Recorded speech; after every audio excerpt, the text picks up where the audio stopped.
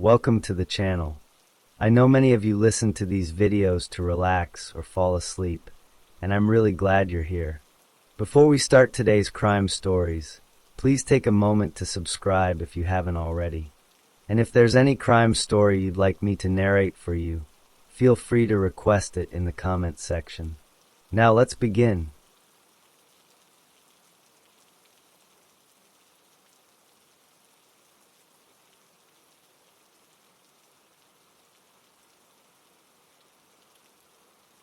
Story 1. Sean John Combs was born on November 4th, 1969, in the Harlem neighborhood of New York City. He lived with his mother, Janice, and his younger sister, Keisha. His father, Melvin Combs, was not often at home. When Sean was 2 years old, his father was shot and killed while sitting in his car. Sean's mother was now a single parent. The family did not have much money. After his father's death, Sean's mother moved the family to Mount Vernon, a suburb just north of New York City. Sean was raised in the Catholic faith. As a boy, he served as an altar boy at his local church. He was given the nickname Puff by friends because he would huff and puff when he was angry. He attended Mount St. Michael Academy, an all-boys Catholic school in the Bronx. He played football for the school team. In 1987, Sean Combs enrolled at Howard University in Washington, D.C. to study business. At college, he became known for organizing and promoting large parties. These events sometimes attracted hundreds of other students. He did not finish his degree. He left Howard University after 2 years to pursue a career in the music industry. In 1990, he got an internship at Uptown Records in New York. He worked hard and learned about the music business. He helped to develop the careers of several singing groups. In 1991, he promoted a charity event at a college gymnasium. Too many people came to the event, and a stampede occurred. 9 people were killed in the crowd. This was a tragic event that stayed with him. By 1993, he had been fired from Uptown Records. He decided to start his own music company, which he called Bad Boy Records. He worked with a major music label to distribute his records. He signed new musical artists. His company became very successful in the mid-1990s. He began producing and performing music himself, using the stage name Puff Daddy. His first album sold millions of copies. As his fame and wealth grew, he started other businesses. He launched a clothing line called Sean John. He also invested in a vodka brand and a television network. He became very rich. In his personal life, he had several long-term relationships and became a father to multiple children. He was known for hosting large, famous parties where guests had to wear all white. Throughout his career, he was involved in several legal problems that were not related to the crimes he would later be accused of. In 1999, he was involved in a fight at a New York nightclub where shots were fired. He went to trial for weapons charges, but was found not guilty.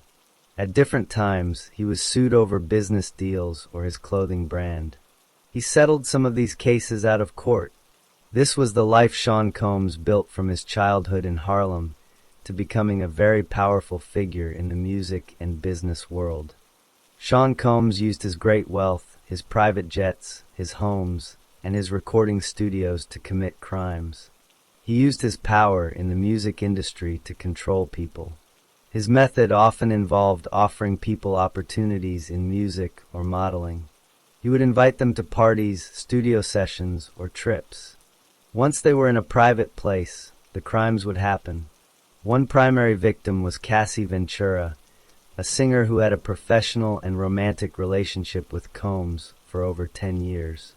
According to legal filings, Combs began a pattern of controlling Ventura's life. He dictated who she could see and where she could go. He became physically violent.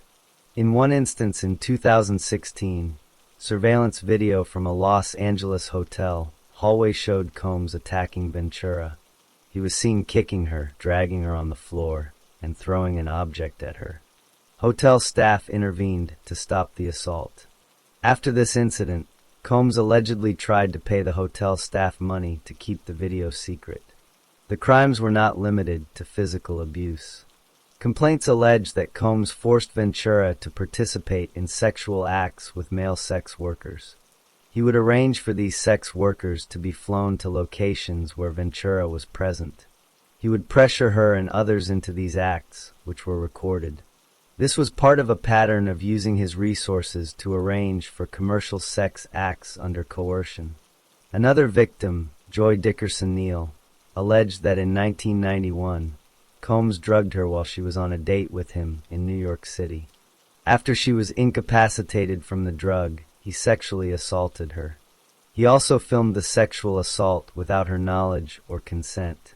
He later showed this recording to other people, which is a crime known as revenge porn. Combs's position as a music executive was a tool for these crimes. He or his associates would approach young, aspiring artists or models.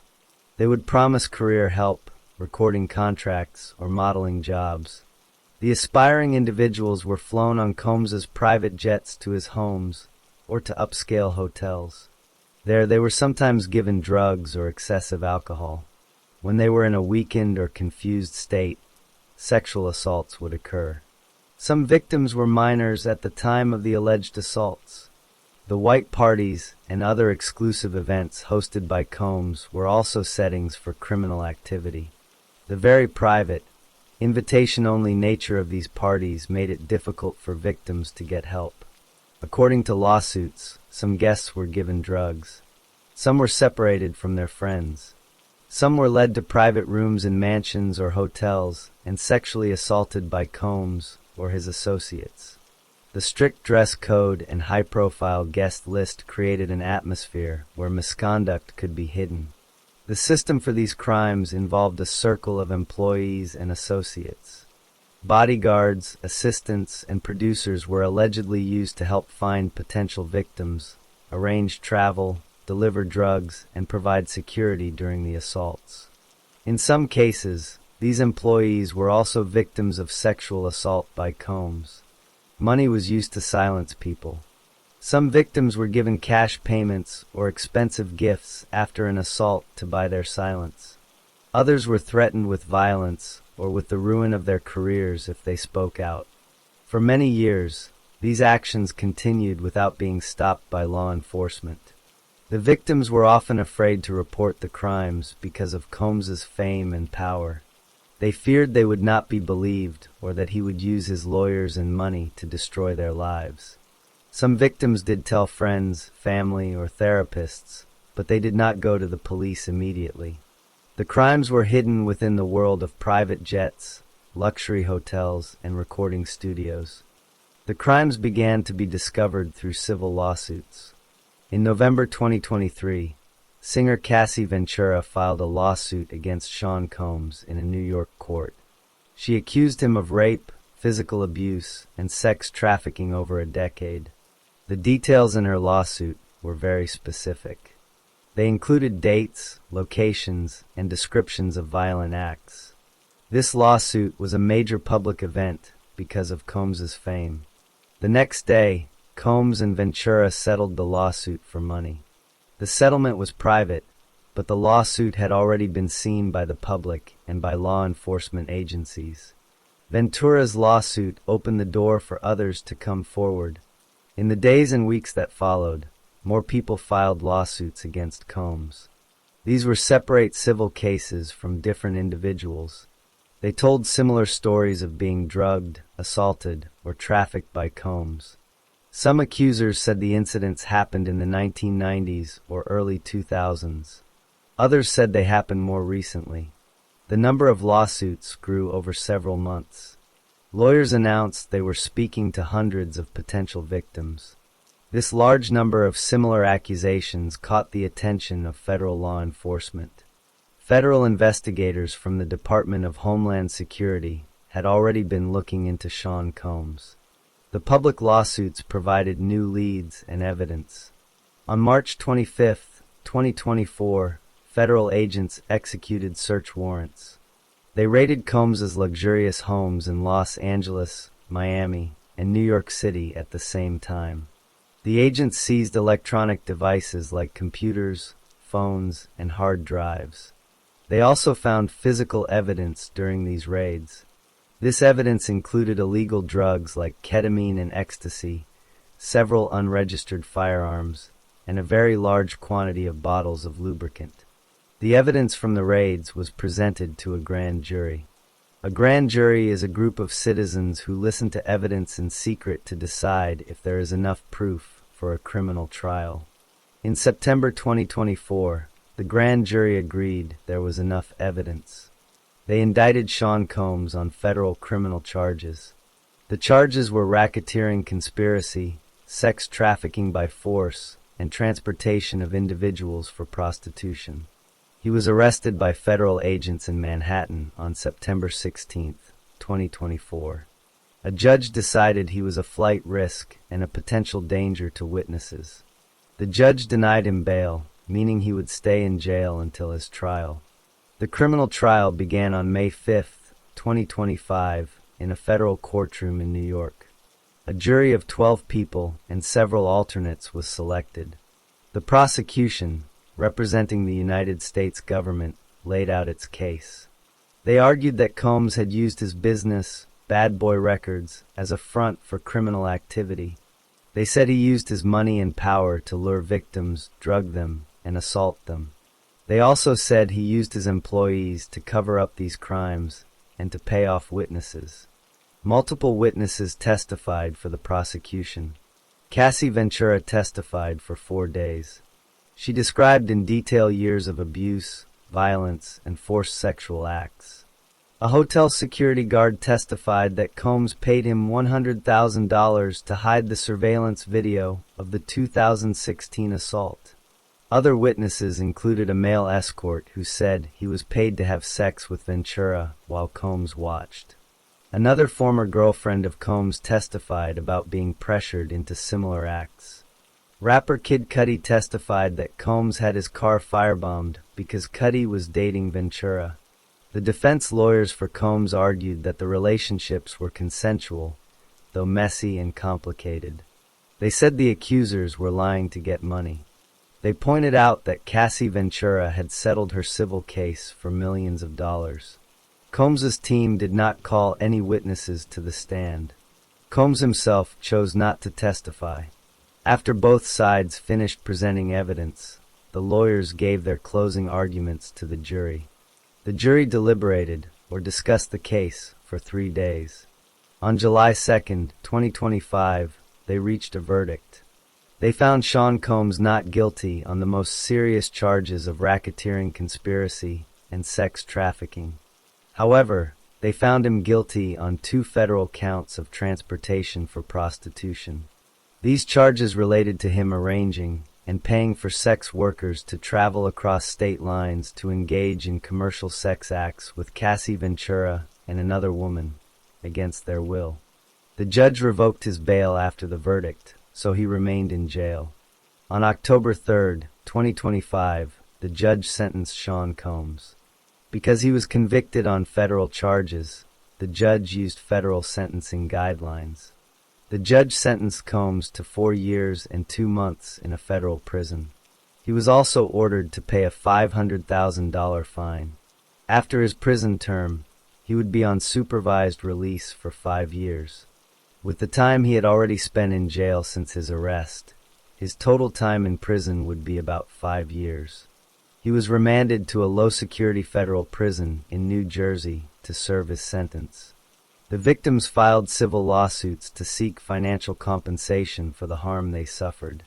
Many of these lawsuits were settled out of court for confidential sums of money. The public reaction to the trial was divided. Some people believed the victims and were satisfied Combs was finally held accountable. Others supported Combs and believed he was unfairly targeted. The case had other consequences. Universities revoked honorary degrees given to Combs. The city of New York took back a ceremonial key to the city, and many radio stations stopped playing his music.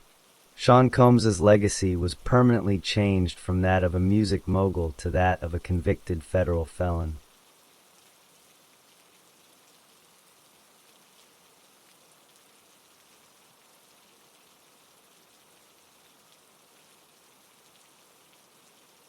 Story 2.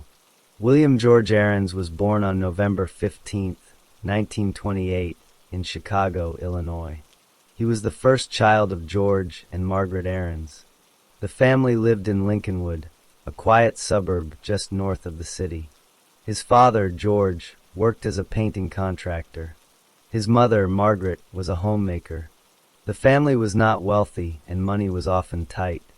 From a very young age, William was exposed to constant conflict at home. His parents argued loudly and frequently. The arguments were usually about money and the stresses of their daily life. To escape the shouting and tension, William began to leave the house. He would wander the neighborhood streets alone for hours. This habit of wandering started when he was still a young boy. He was often bored and looking for something to do. At first, he just explored. Then he started looking into windows of other homes and apartments. He saw the things other people had, radios, jewelry, cameras, and he felt a growing want for them. He also felt a thrill from the act of looking without being seen. When he was about 13 years old, this looking turned into action. He began to commit burglaries. He would wait until a home was empty, find an unlocked window or door, and go inside. He took items like cameras, watches, and small electronics. He did not steal to sell the items for money. He stole for the excitement of it. He would keep the stolen things hidden in his own home, or in a secret storage space he found. His criminal activity soon led to his first arrest. He was caught carrying a loaded gun. The police then searched his family's home. They found his collection of stolen goods. This included several stolen guns, along with furs, jewelry, and other valuables from many different homes. William confessed to the police that he had committed 11 burglaries. Because of his age and these crimes, the court sent him to a special school for boys who were in trouble. This school was called the Guybolt School. He stayed there for several months. After he returned home, his old habits quickly returned. He committed another theft and was arrested again. This time, the court sent him to a different school, the St. Bede Academy. This was a Catholic boarding school. He lived there for 3 years. During this time, his life was very structured and disciplined. Surprisingly, he did very well in his studies at this school. He was described as a bright and capable student by his teachers. Just before his release from St. Bede in 1945, he achieved something notable. Because of his good grades, he was accepted into a special program at the University of Chicago. He was only 16 years old. He moved into a dormitory on the university campus to begin his studies. To pay for his personal expenses, he got a job working several evenings a week as an usher.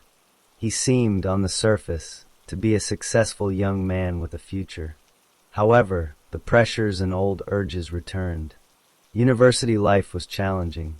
He felt the need for more money, and again felt the familiar thrill of stealing.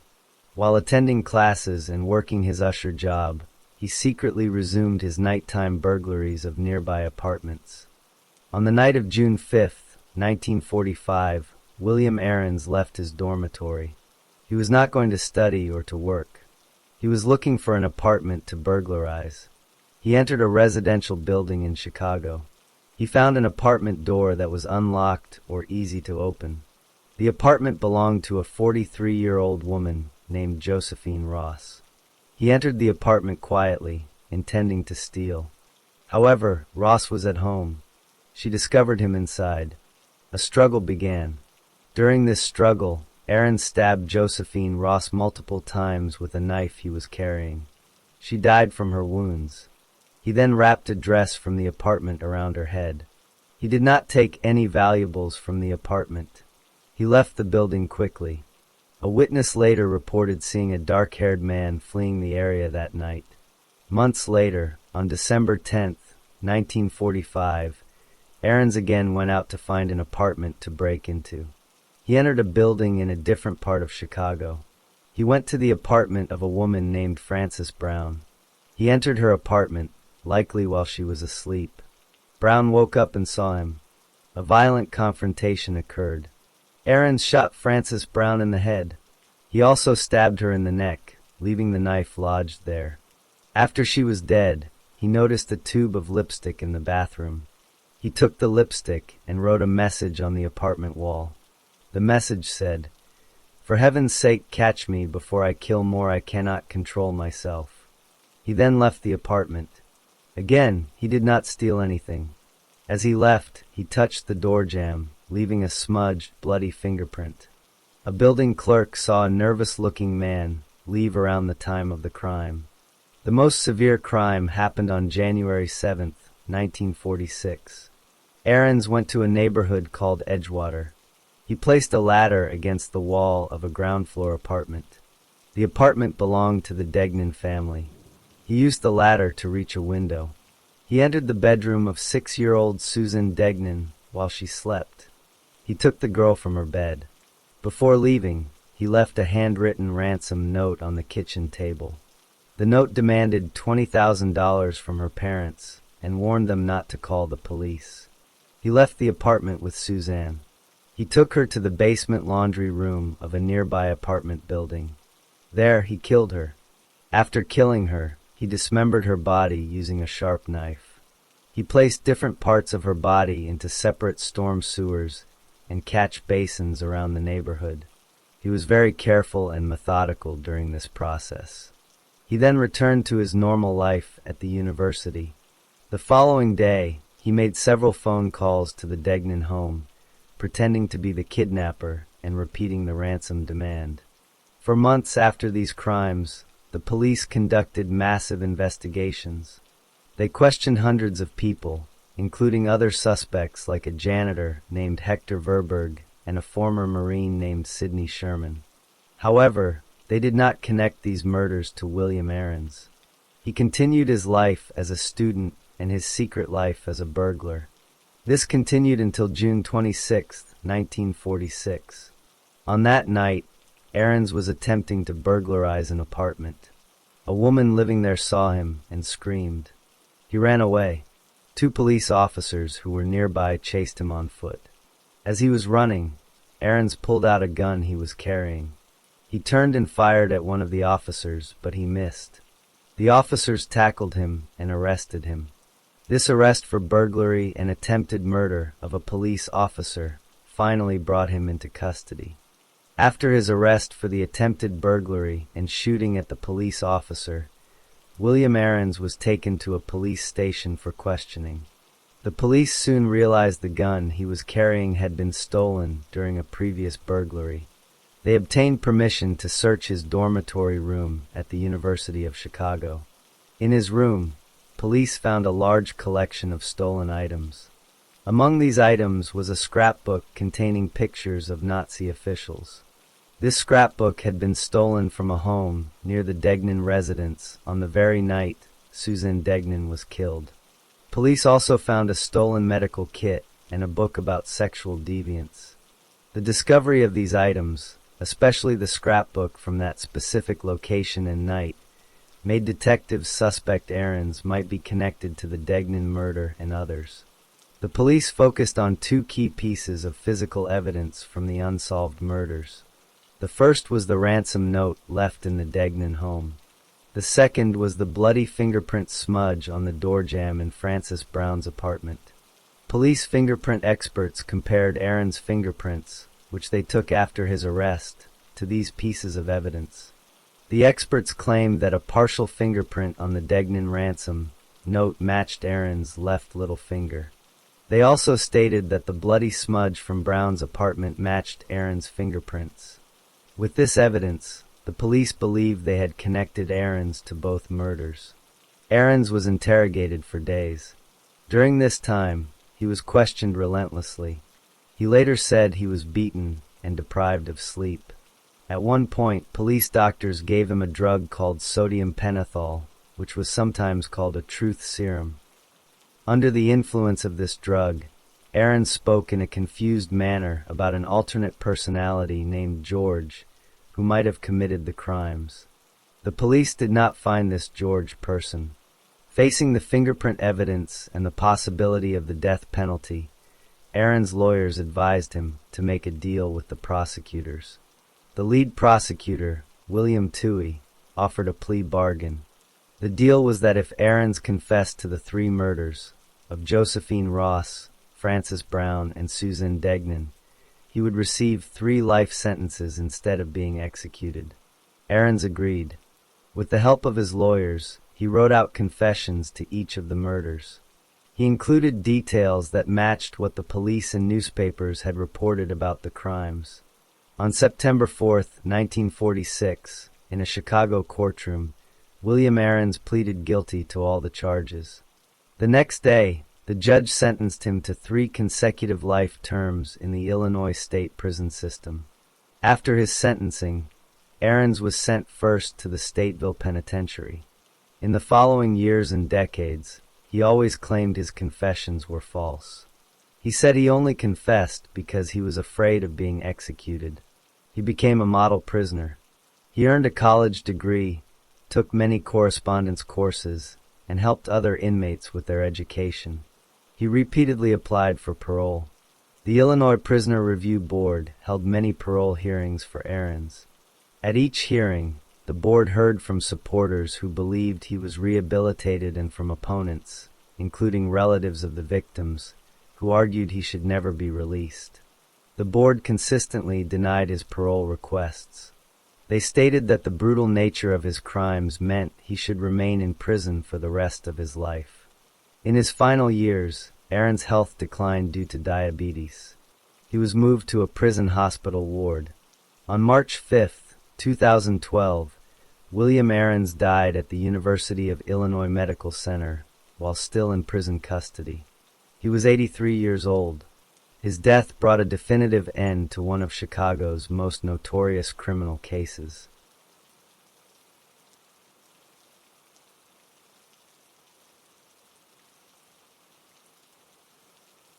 Story 3. Jesse Harding Pomeroy was born on November 29, 1859, in the neighborhood of Charlestown, in the city of Boston, Massachusetts. His parents were Thomas Jesse Pomeroy and Ruth and Snowman Pomeroy. He had an older brother named Charles. The family was poor. Thomas Pomeroy worked as a butcher.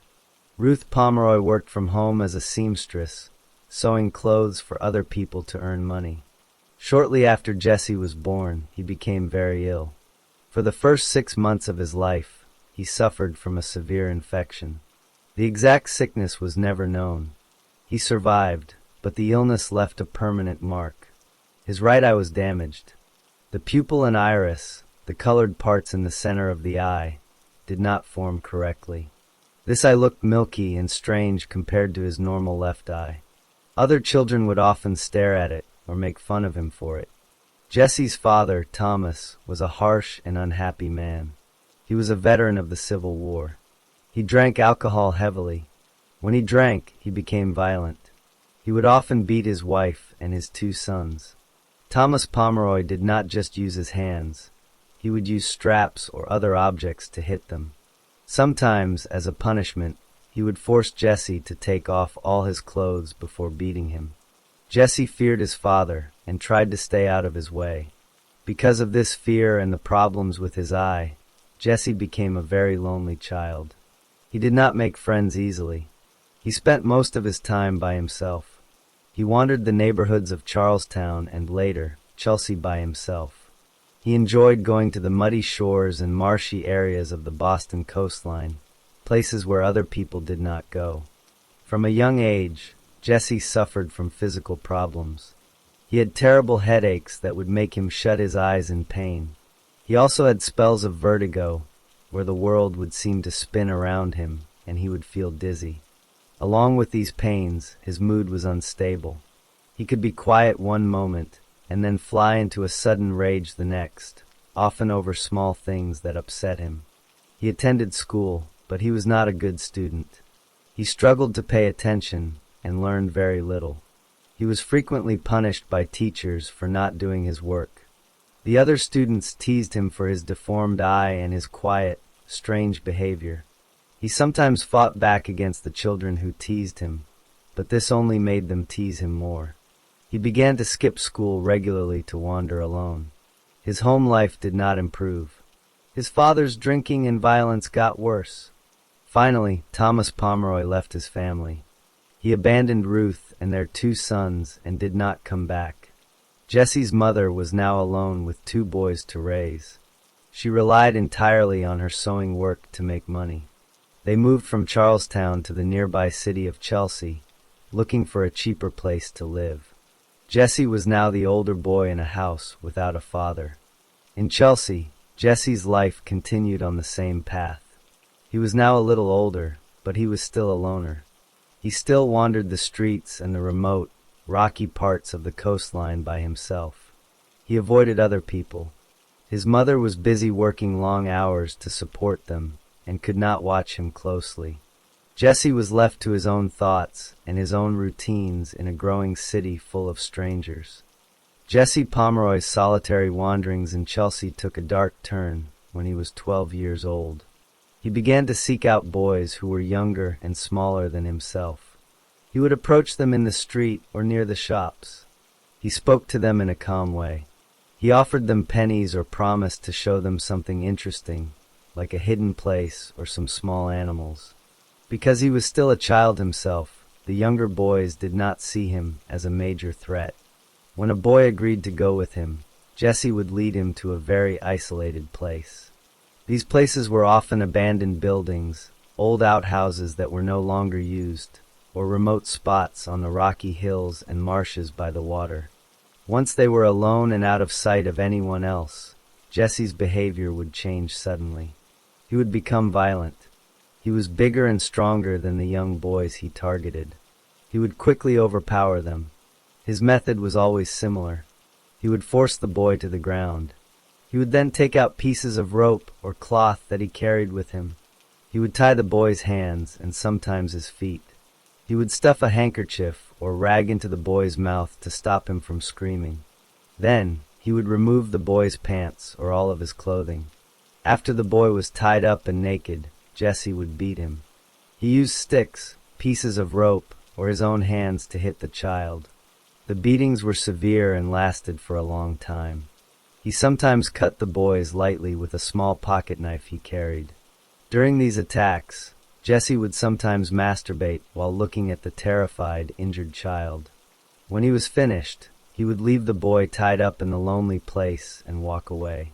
He did not try to kill them. He just left them there, hoping they would not be found quickly. The first known attack happened in February 1872. A 7-year-old boy named Tracy Hayden was found badly beaten on Powderhorn Hill in Chelsea. He had been tied up and left there. In May, an 8-year-old boy named Robert Meyer was found in an abandoned outhouse. He had also been beaten and tied. In July, a boy named Johnny Balch was discovered in another outhouse on Powderhorn Hill, beaten and tied. People in Chelsea started to talk about a boy torturer who was attacking children. In early August of 1872, Jesse's mother moved the family from Chelsea to the South Boston neighborhood. She hoped for a fresh start. Jesse now had new streets and new remote areas to learn. The attacks did not stop. They continued in South Boston. On August 17th, a 7-year-old named George Pratt was found by fishermen, beaten and left near the water. On September 11th, a 7-year-old named Joseph Kennedy was lured to a vacant boathouse. There, Jesse beat him and cut him with his knife before leaving him. The final attack in this series happened on September 17th. Jesse found a 5-year-old boy named Robert Gould near some railway tracks. He tied Robert Gould to a telegraph pole. He beat him and cut him with the knife. Workers walking along the railway line later found the small boy tied to the pole and crying. A few days after the last attack, Jesse was walking past Police Station 6 in South Boston. He was curious and looked in through a window. Inside, young Joseph Kennedy, the victim from September 11th, was talking to the police. The boy saw Jesse's face at the window. He immediately pointed at him and shouted to the officers that this was the boy who had hurt him. The policeman ran outside and grabbed Jesse Pomeroy. They brought him into the station. When questioned, Jesse did not deny what he had done. He calmly admitted to being the person who had attacked the boys. One by one, the other victims were brought to the police station. They all identified Jesse as their attacker. Because Jesse was only 12 years old, his case was heard in a juvenile court. He confessed to the judge about the attacks on all the boys. The judge found him guilty. The punishment for these cruel assaults was to be sent to the State Reform School for Boys in Westboro. This was a prison for juvenile offenders. He was sentenced to stay there until he was 18 years old. In September 1872, Jesse Pomeroy was taken away to begin his sentence. In February 1874, after a little more than a year and a half at the reform school, 14-year-old Jesse Pomeroy was released on parole. He was sent back to live with his mother and brother in South Boston. His mother now owned a small dressmaking shop. Jesse was supposed to help her and stay out of trouble. For a few weeks, nothing notable happened. Then in late March, a 10-year-old girl named Katie Curran, who lived in the neighborhood, went to his mother's shop to buy a piece of ribbon. She was seen entering the shop, but she never returned home.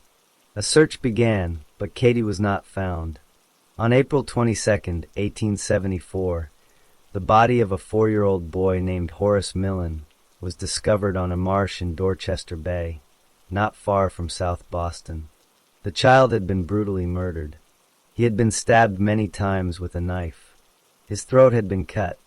Parts of his body had been mutilated. The crime horrified the city. Almost immediately, police detectives thought of Jesse Pomeroy. They knew about his past attacks on young boys. They went to his mother's shop to find him. Jesse was not there. His mother said he had left early in the morning. The police began searching the area. They found Jesse walking near the city docks, far from his home. His clothes were wet and covered in mud and sand, as if he had been in the marshes. The police arrested him on suspicion of murder. They took him to the morgue to see the body of Horace Millen. Jesse looked at the body but said nothing. He was taken to the police station and questioned for many hours. While Jesse was being questioned, other police officers went back to his mother's dress shop. They decided to search the entire building thoroughly. In the basement, which was dark and used for storage, they noticed a large pile of ashes near the furnace. The ashes looked disturbed. An officer moved the ashes aside with a shovel. Just below the surface, they found the badly decomposed body of Katie Curran, the little girl who had gone missing in March. She had been strangled. Her body had been hidden carelessly in the ash pile. With the discovery of Katie Curran's body, the police now had evidence linking Jesse Pomeroy to 2 murders. He was formally charged. At his preliminary hearing, he was not allowed to have a lawyer present. He was held in jail until his trial. The trial began on December 9, 1874. The main evidence against him was circumstantial but strong. Witnesses placed Katie Curran at his shop. The condition of his clothes matched the muddy location where Horace Millen was killed. His history of violence toward children was presented to the jury. Jesse did not confess to the murders at his trial. His lawyer argued that there was no direct proof, like an eyewitness to the killings. However, the jury was convinced by the totality of the evidence. On December 10, 1874, the jury found Jesse Pomeroy guilty of first-degree murder in the killing of Horace Millen. Because of his age, the jury recommended mercy, but under Massachusetts law, the only possible sentence for first-degree murder was death by hanging. Jesse's lawyer appealed the verdict, but the appeal was denied. In February 1875, the judge officially sentenced Jesse Pomeroy to be executed. However, the governor of Massachusetts, William Gaston, had to sign the death warrant to set a date for the hanging. Governor Gaston was uncomfortable executing someone so young. He refused to sign the warrant. The decision then went to the governor's council, a group of 9 advisors. They voted 3 times over the next year and a half. Twice, they voted to uphold the execution, and both times Governor Gaston still refused to sign. Finally, in August 1876, the council took a 3rd vote, this time by secret ballot. They voted to change Jesse's sentence from death to life in prison. His sentence was commuted to life imprisonment with solitary confinement. In September 1876, at the age of 16, Jesse was transferred from the county jail to the Massachusetts State Prison at Charlestown. He was placed in a cell by himself, with no contact with other prisoners. Jesse Pomeroy spent the rest of his life in prison. He proved to be a difficult prisoner. He tried to escape over 10 times. Guards found handmade tools like drills and ropes hidden in his cell. He studied law books and wrote many letters and legal petitions asking for a pardon, but all were denied. He also taught himself several languages and wrote poetry. In 1917, after over 40 years in solitary confinement, prison officials allowed him to have some contact with the general prison population. He was later transferred to the Bridgewater State Hospital for the Criminally Insane, where he died of natural causes on September 29, 1932, at the age of 72.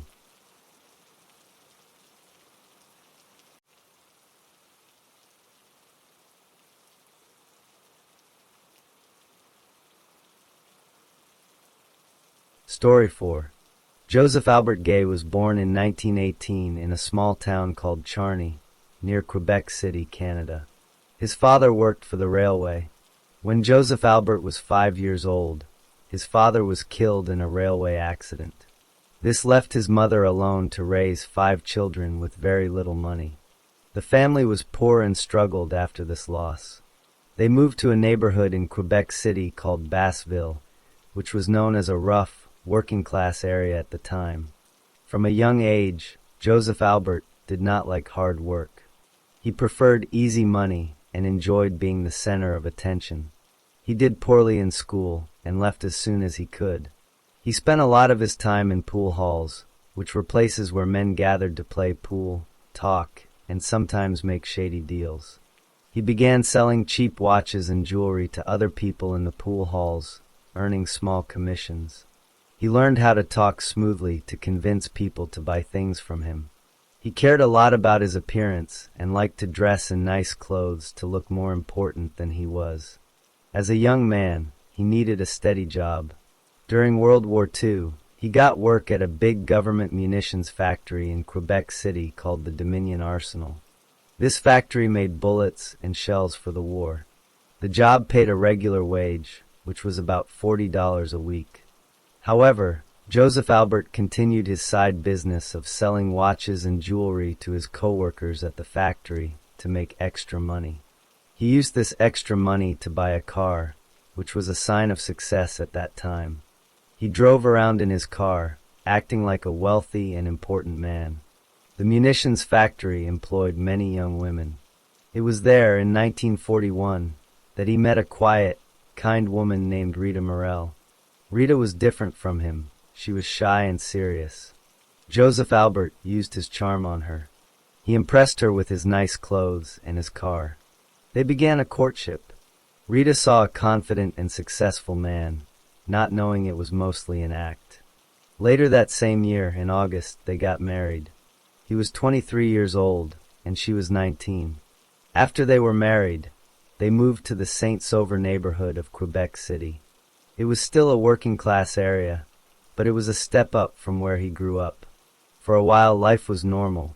When the war ended in 1945, the munitions factory closed, and they both lost their jobs.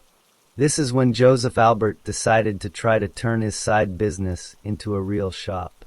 He opened a small jewelry and watch repair store. He was not a good businessman. He was careless with money and often spent it on himself instead of the business. The shop failed quickly. He tried to open stores in other towns like Baie-Comeau, but these also failed. He and Rita had to move back to Quebec City each time. In 1945, Rita gave birth to their daughter, whom they named Lise. After their daughter was born, Rita's focus naturally shifted to caring for the baby.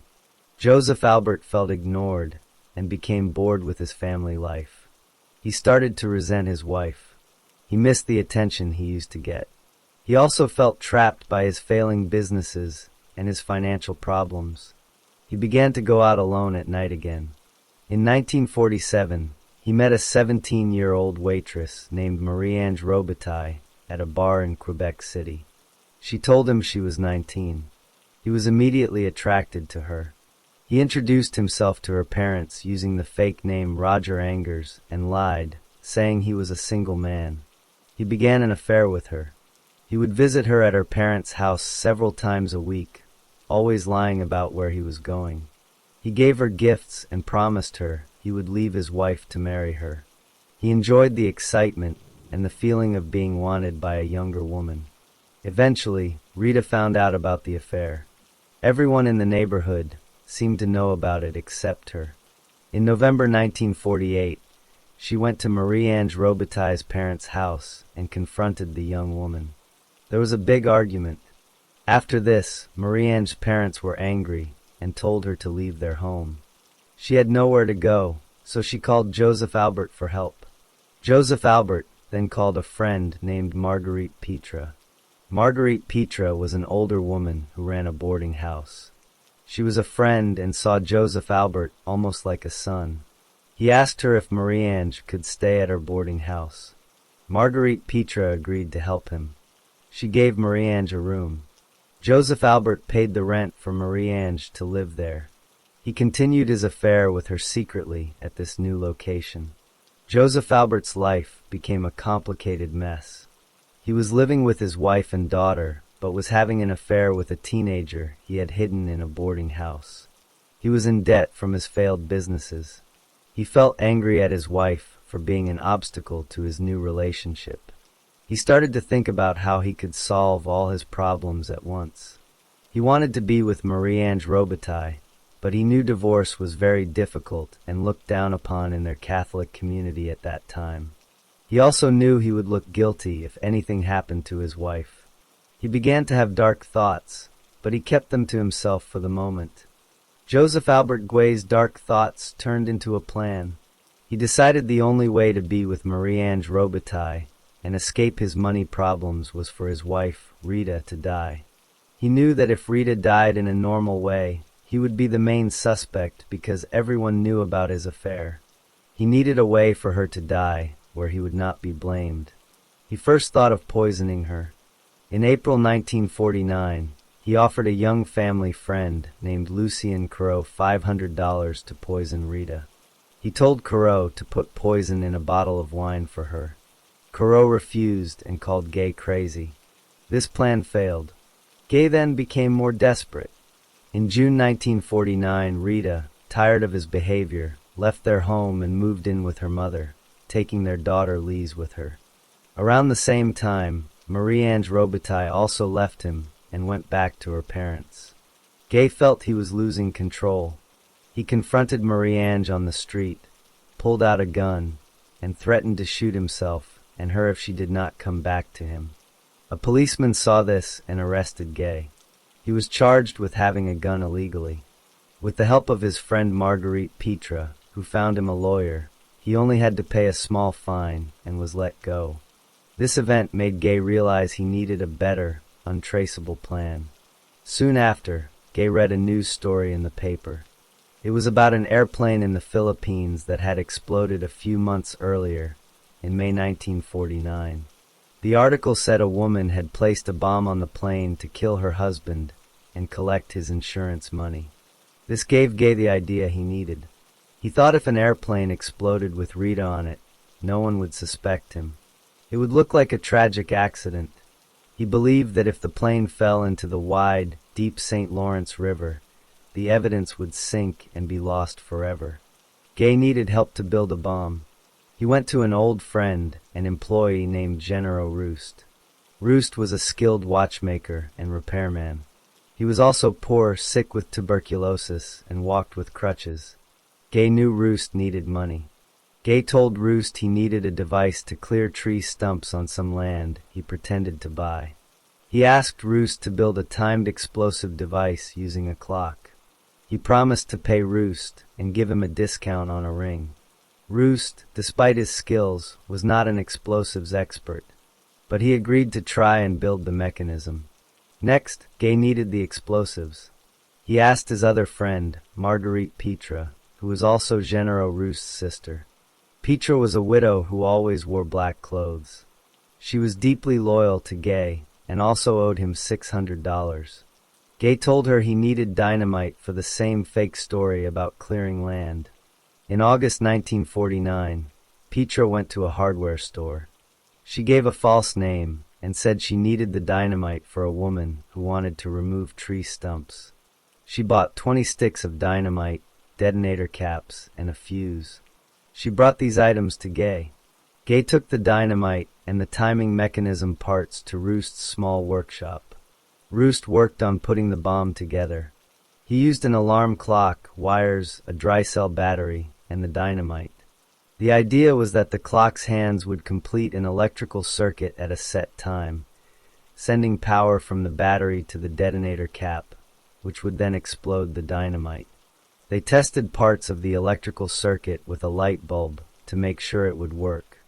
Gay now had to get Rita on a specific flight. He told Rita he had 2 suitcases of valuable watches and jewelry stored in the town of Baie-Comeau. He said he needed her to fly there to pick them up. Rita was reluctant to fly because it was expensive and she was scared of airplanes. Gay pressured her, saying it was very important for his business. To make his story real, he had taken a trip to Baie-Comeau with Marie-Ange Robitaille earlier that summer. On that trip, he had watched his watch carefully as the flight progressed, timing how long it took to reach a certain point over the river. He wanted the bomb to go off when the plane was far out over the deep water. The target was Canadian Pacific Airlines Flight 108, a DC-3 airplane that flew from Quebec City to Baie-Comeau every day. Gay bought a one-way ticket for Rita for the flight on September 9, 1949. On the morning of September 9th, he also went to the Canadian Pacific office in the Chateau Frontenac Hotel. There, he used a vending machine to buy a life insurance policy on Rita for $10,000. It cost him only 50 cents. He named himself as the sole beneficiary, the person who would get the money if she died. Now, he had to get the bomb on the same plane. He wrapped the bomb, built into a small box, in plain brown paper. He addressed it to a fake name, Alfred Plouffe, in Baie-Comeau. He wrote the word fragile on the package. He gave this package to Marguerite Petra very early on the morning of September 9th. He told her it was a religious statue that needed to be sent urgently. He instructed her to take a taxi to the airport, go to the cargo office, and send the package on Flight 108 to Baie-Comeau. Petra, still believing she was just helping her friend, did exactly as she was told. A taxi driver later remembered her being very nervous and holding the package carefully on her lap. At the airport, Petra handed the package to a cargo agent at the Canadian Pacific counter. She paid the shipping fee and left. The package was taken out to the airplane. A flight engineer named Émile Thérien loaded it into the forward luggage compartment, which was located near the front of the plane, just behind the cockpit. Meanwhile, Gay took Rita to the airport by car. He rushed her, making her feel stressed and hurried. Rita boarded the plane. She was seated near the front. The plane carried 19 other passengers and a crew of 4. At 10:29 a.m., the plane took off from Quebec City. Gay's plan was in motion. He had calculated that the bomb would explode about 20 minutes after takeoff, when the plane would be over the middle of the St. Lawrence River. However, the flight had left 10 minutes late. This small delay changed everything. At 10:40 a.m., as the plane was flying along the north shore of the river, near a place called Salto Cochon, the alarm clock in the package completed its circuit. The battery sent a charge to the detonator. The dynamite exploded in the forward luggage compartment. The explosion was violent. It tore a hole in the side of the airplane. People on the ground, like a fisherman and some railway workers, saw a puff of white smoke come from the plane and heard a loud bang. The plane, critically damaged, turned and crashed into a heavily wooded cliffside near the river. It did not fall into the deep water as Gay had planned. It crashed on land. All 23 people on board, were killed instantly by the impact. The wreckage was scattered across the forested slope. Gay, back in Quebec City, heard the news that an airplane had crashed. He immediately acted like a grieving husband. He went to the crash site with Rita's brothers. He cried and pretended to be desperate to find her body. He did not know yet that his plan had already failed in a crucial way. The plane had crashed on land, not in the water. This meant the evidence was not lost. The police and airline investigators could now reach the wreckage to look for a cause. The crash site, though rugged and forested, was accessible from the railway line along the river. Police, rescue workers, and airline investigators arrived within hours. Because the plane had not caught fire, a lot of the wreckage remained in one area. The first people to reach the scene saw the terrible destruction and recovered the bodies. Canadian Pacific Airlines sent their own investigators immediately because they needed to know if the crash was caused by a problem with the airplane. The airline investigators quickly noticed something unusual. The damage was not typical of a normal crash. A large hole was blown in the left side of the forward fuselage, near the luggage compartment. The metal was torn outward, not inward. This suggested an explosion had happened inside the plane, not an engine failure or a structural breakup. Within a day, the airline officials told the press that the possibility of an explosion in the luggage compartment could not be ruled out. The investigation turned from an accident inquiry into a possible crime scene. The Royal Canadian Mounted Police, RCMP, and the Quebec Provincial Police, QPP, took charge. They focused on the forward luggage compartment.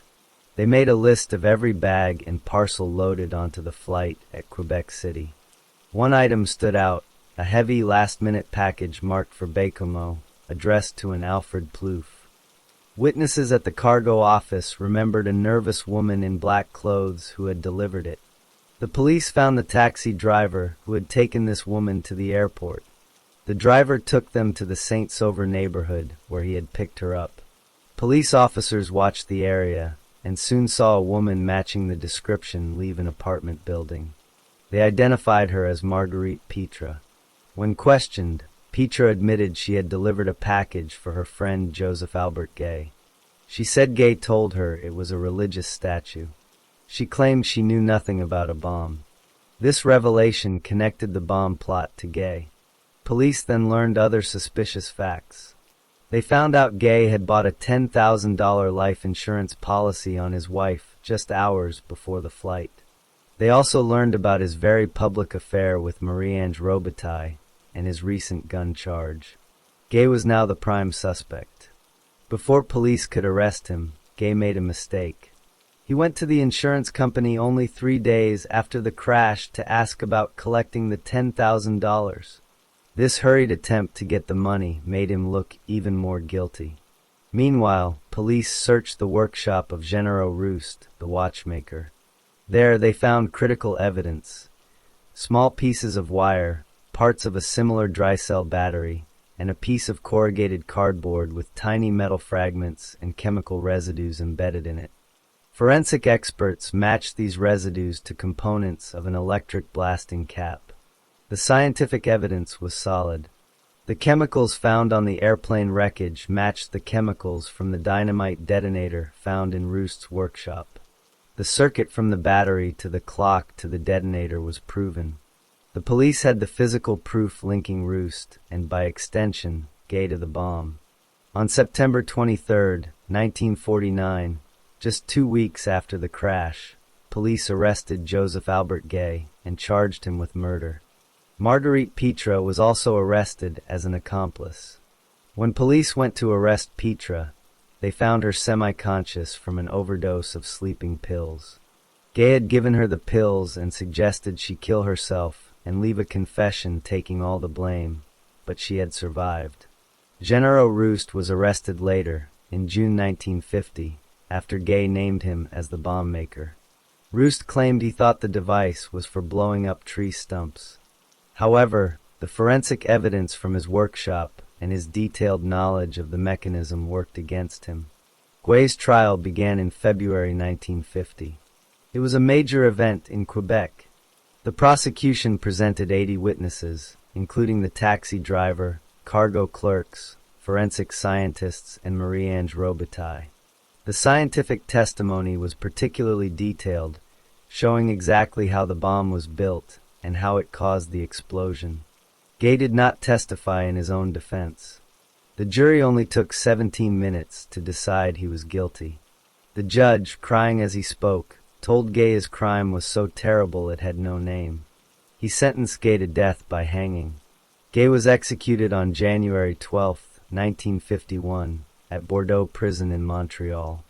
His last words were, "At least I die famous." Généraux Roust was tried separately later in 1950. The evidence against him was overwhelming. His jury took only 13 minutes to find him guilty of murder. He was also sentenced to hang. Due to his poor health from tuberculosis, he was brought to the gallows in a wheelchair on July 25, 1952, and executed.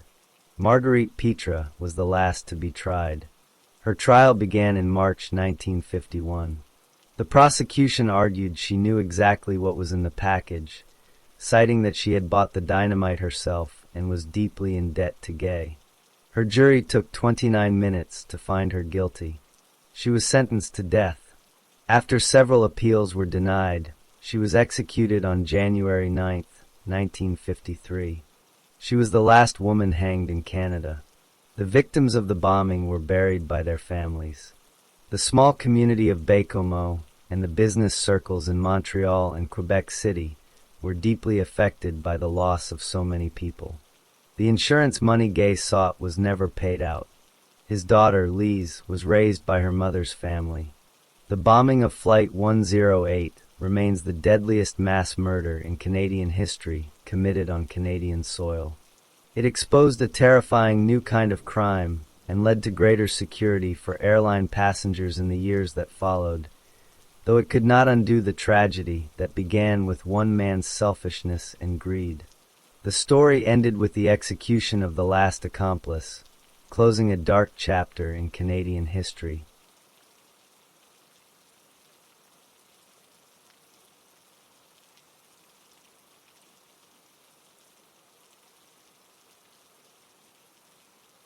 Story 4. Janine Ann Jones was born in Texas in July of 1950. Shortly after her birth, she was adopted by a husband and wife named Richard Jefferson Jones, who everyone called Dick, and his wife Gladys. The couple raised Janine as their own in the San Antonio area. She grew up as an only child for much of her youth, as her adoptive parents' other children were much older. As a girl, Janine spent a lot of time with her father. Dick Jones was a local businessman. In the early 1960s, he bought some land and built a nightclub called the Kit Kat Swim Club, which had a dance floor and a swimming pool. Janine enjoyed helping her father with his business. She would assist him in painting billboards and putting up advertisements around their county. Janine attended John Marshall High School in San Antonio. While there, she worked in the school library. The school librarian later remembered Janine as being different from the other students. She described Janine as having a bossy manner when dealing with other kids and having very little patience for the silly games and jokes that most teenagers enjoyed. Janine preferred to be in a position of authority. Tragedy struck the Jones family when Janine was a teenager. First, one of her older brothers died in a terrible accident when a homemade explosive device blew up in his hands. Then, just before Janine's 18th birthday, her father Dick became ill and died in January of 1968. He was 56 years old. These losses had a significant impact on the family. In June of 1968, Janine graduated from high school. Immediately after graduation, she married a fellow classmate named James Harvey Delaney Jr. At the same time, she enrolled in beauty school. After she became a certified beautician, she got a job working at the beauty parlor inside the Methodist Hospital in San Antonio. Her life seemed to be on a standard path. This path changed when her new husband was drafted into the U.S. Navy. The couple had to move to Albany, Georgia for his service. Janine had to leave her job at the hospital. While living in Georgia, Janine gave birth to their first child, a son named Richard Michael, in January of 1972. However, the marriage was not happy. Janine later said her husband had a bad temper and was physically violent. In August of 1972, Janine moved back to Texas alone with her baby son and filed for divorce. She told the court about her husband's violence. However, 2 months later, she and her husband reconciled, and she asked the court to dismiss the divorce case. The peace did not last. By March of 1974, Janine filed for divorce again. This time, the divorce was finalized in June. What followed was a long and bitter legal fight over child support and visitation rights for their son. This battle lasted for nearly 3 years in the courts. During this difficult period of legal fights with her ex-husband, Janine had a second child, a daughter named Heather, in late 1976. She initially told people the baby's father was a man who had died. Years later, she privately admitted to a boss that the baby was actually the result of a brief reunion with her ex-husband during their ongoing court battles. In mid-1977, needing stability, Janine moved with her 2 young children into her mother's house. She decided to pursue a new career and joined a nursing program through the San Antonio Independent School District. She proved to be an excellent student. She earned very high grades in all her classes. When she took the state test to become a licensed vocational nurse in October 1977, she scored more than 200 points above the passing grade. She quickly got her first nursing job at the Methodist Hospital, the same place she had once worked as a beautician. But she did not stay there long. She had a strong disagreement with a doctor and was asked to leave.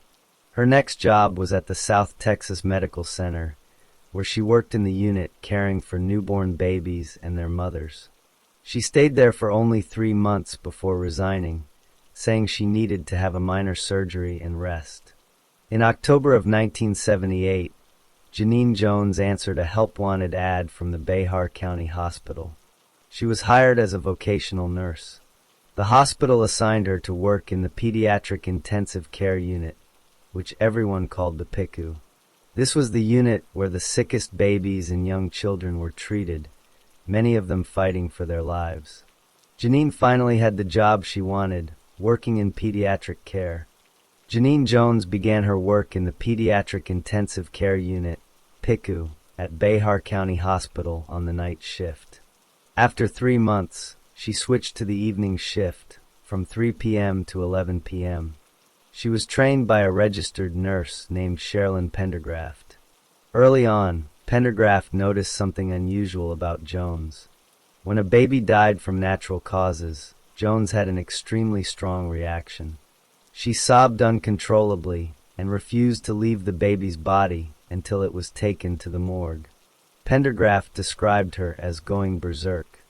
As Jones grew more confident in her job, her personality began to affect the workplace. She often boasted to other nurses about her personal life and her plans for the future. She developed a habit of criticizing the doctors, especially the younger interns. She would frequently challenge their medical decisions, question drug dosages, and call them about small problems. The doctors found her to be a constant source of irritation. Then, a pattern of strange emergencies began to occur during Janine Jones's shifts. On May 21, 1981, a 15-month-old boy named Christopher James Hogita died from sudden cardiac arrest. He had been a sick child for months, but his death was still unexpected. Jones reacted with intense emotion again, crying and holding the boy, calling him her boy. On September 16, 1981, a 2-year-old girl named Rosemary Vega was in the hospital for a heart operation. The operation was routine and not considered high risk. While sitting on her mother's lap, Jones entered the room and gave the girl an injection. When the mother asked what it was for, Jones said it was to help the child rest. Minutes after Jones left, the girl suddenly stopped breathing correctly and went into shock. Doctors tried to save her but could not. She died very quickly. By the end of 1981, the number of sudden deaths and emergencies in the PICU had become unusually high. Hospital administrators started to suspect that Janine Jones might be harming children, but an internal investigation did not find clear proof. They could not rule out bad luck or coincidence. Despite their private worries, Jones kept her job. Other nurses started calling her shift the death shift, but most thought it was just a tragic streak of bad luck, not something done on purpose. The strange incidents continued. On October 10, 1981, a 6-month-old boy named Jose Antonio Flores died from uncontrollable bleeding. The medical staff tried to resuscitate him for 52 minutes. On December 22, 1981, a 25-month-old girl named Dorelia Rios died suddenly while recovering from successful surgery. On the nursing notes for that day, Jones wrote a message directly to the dead girl, wishing her a Merry Christmas. The first clear evidence of poisoning happened in late December 1981. A 4-week-old baby named Rolando Santos was in the PICU with breathing problems. On December 30th, he suffered a sudden, severe seizure. A doctor named Ken Copeland, who had heard the rumors among the staff, ordered special blood tests. The tests showed the baby had a high level of a blood-thinning drug called heparin in his system. This drug had not been prescribed to him. Dr. Copeland was alarmed and reported his finding to the hospital administration, but no action was taken against Jones. On January 10, 1982, baby Rolando Santos had another sudden crisis. This time, because the doctors were watching for it, they gave him the antidote for heparin poisoning immediately. The baby recovered. Dr. Copeland was so concerned he personally moved the baby out of the PICU to keep him away from Jones's care. The final sudden death at Behar County Hospital happened on January 17, 1982. A 4-month-old boy named Patrick Zavala had just had successful surgery. He was recovering well when, during the evening shift, he suddenly developed an irregular heartbeat and died.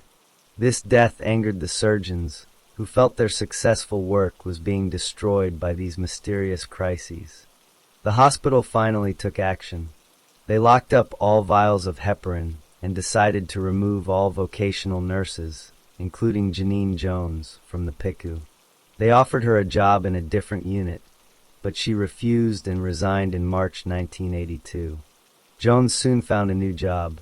She went to work in the private medical office of a pediatrician named Kathleen Holland in Kerrville, Texas. Dr. Holland had known Jones from her training and was one of the few doctors Jones respected.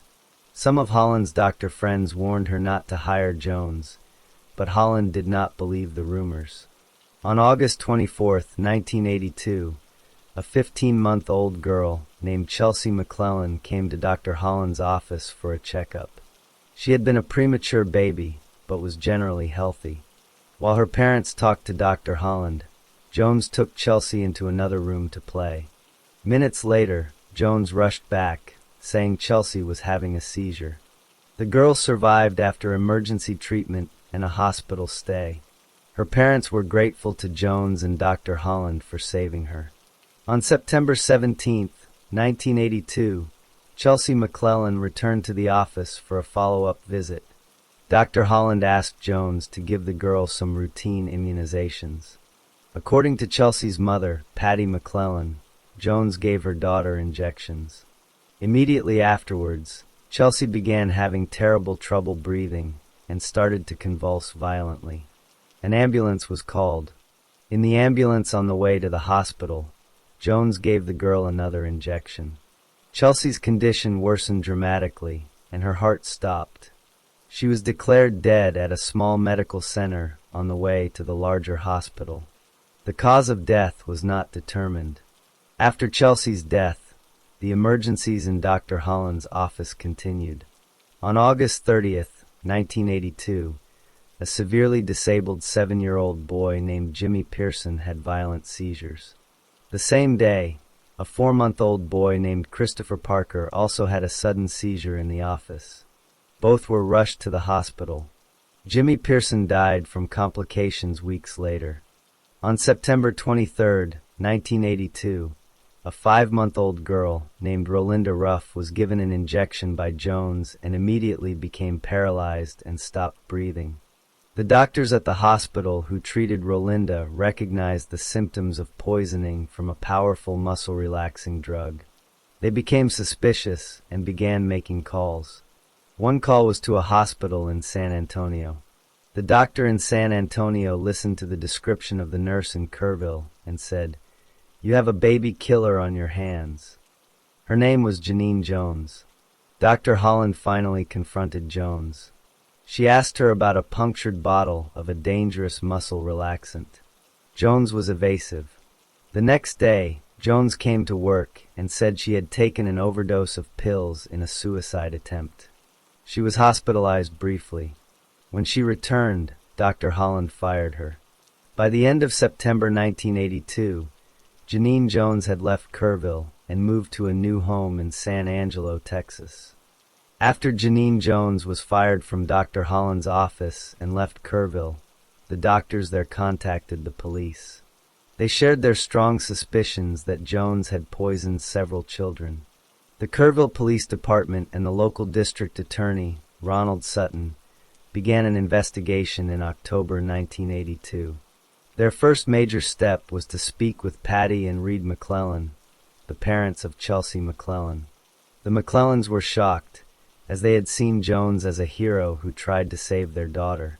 District Attorney Sutton convinced them that the evidence pointed to murder. He asked for permission to exhume Chelsea's body for a new autopsy. The grieving parents agreed.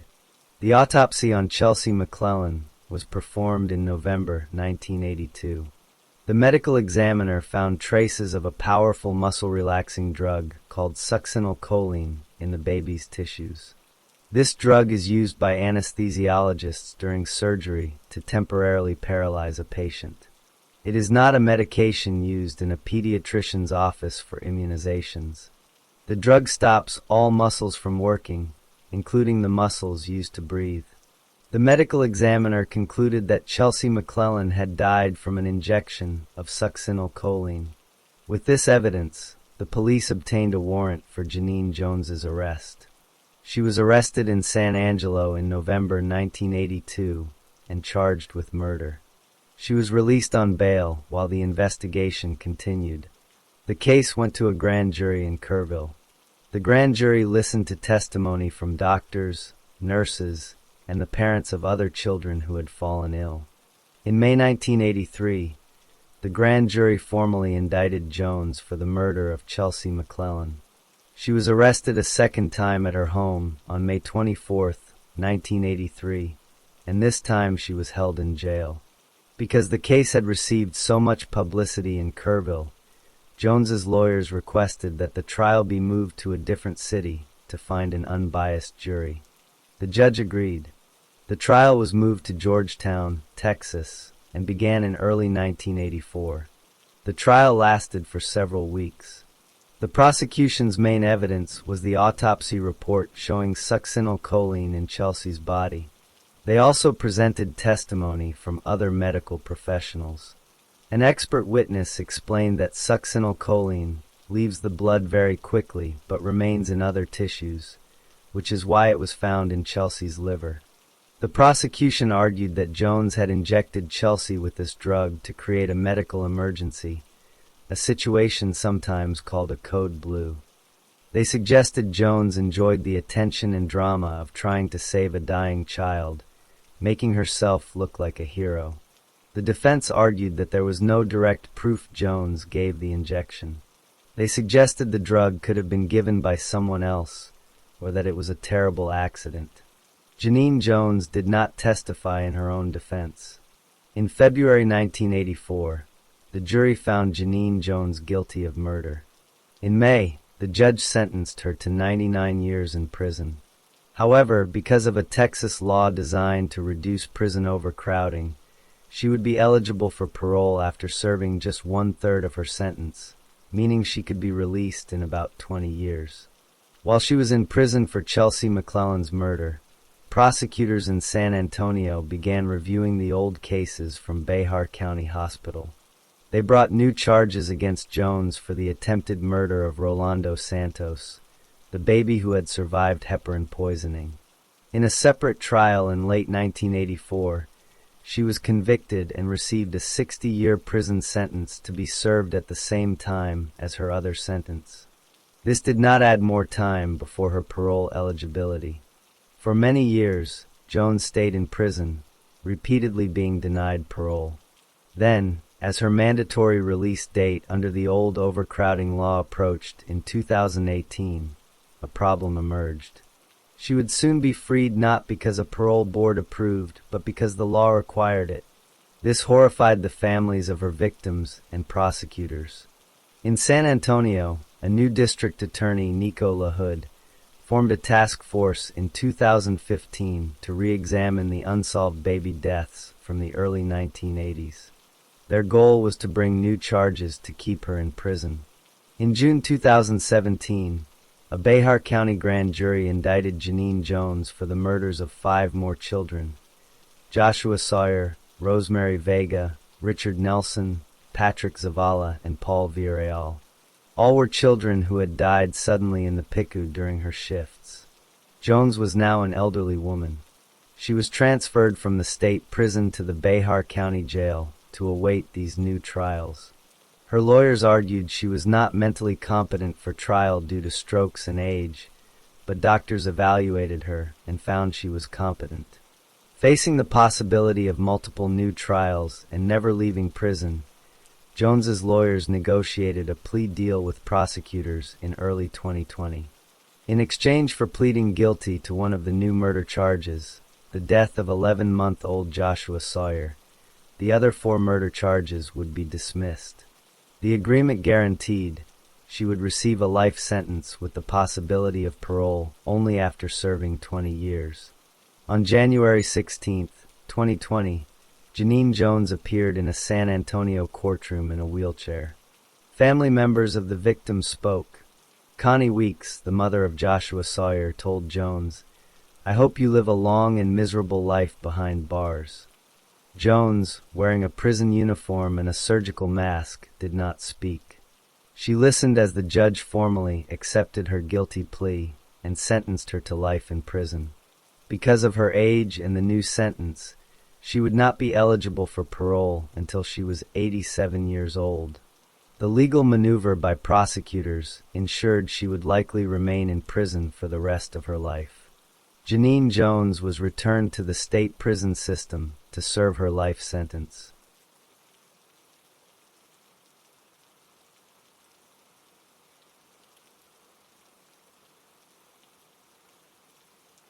Story 5. Beverly Gale Allitt was born on October 4, 1968, in England. She grew up in a small village called Corby Glen, near the town of Grantham. Her family was not wealthy. Her father, Richard, worked in an off-license, which is a shop that sells alcohol. Her mother had a job as a cleaner at a local school. The Allitt family lived in an ordinary house. Beverly had 3 siblings, 2 sisters and 1 brother.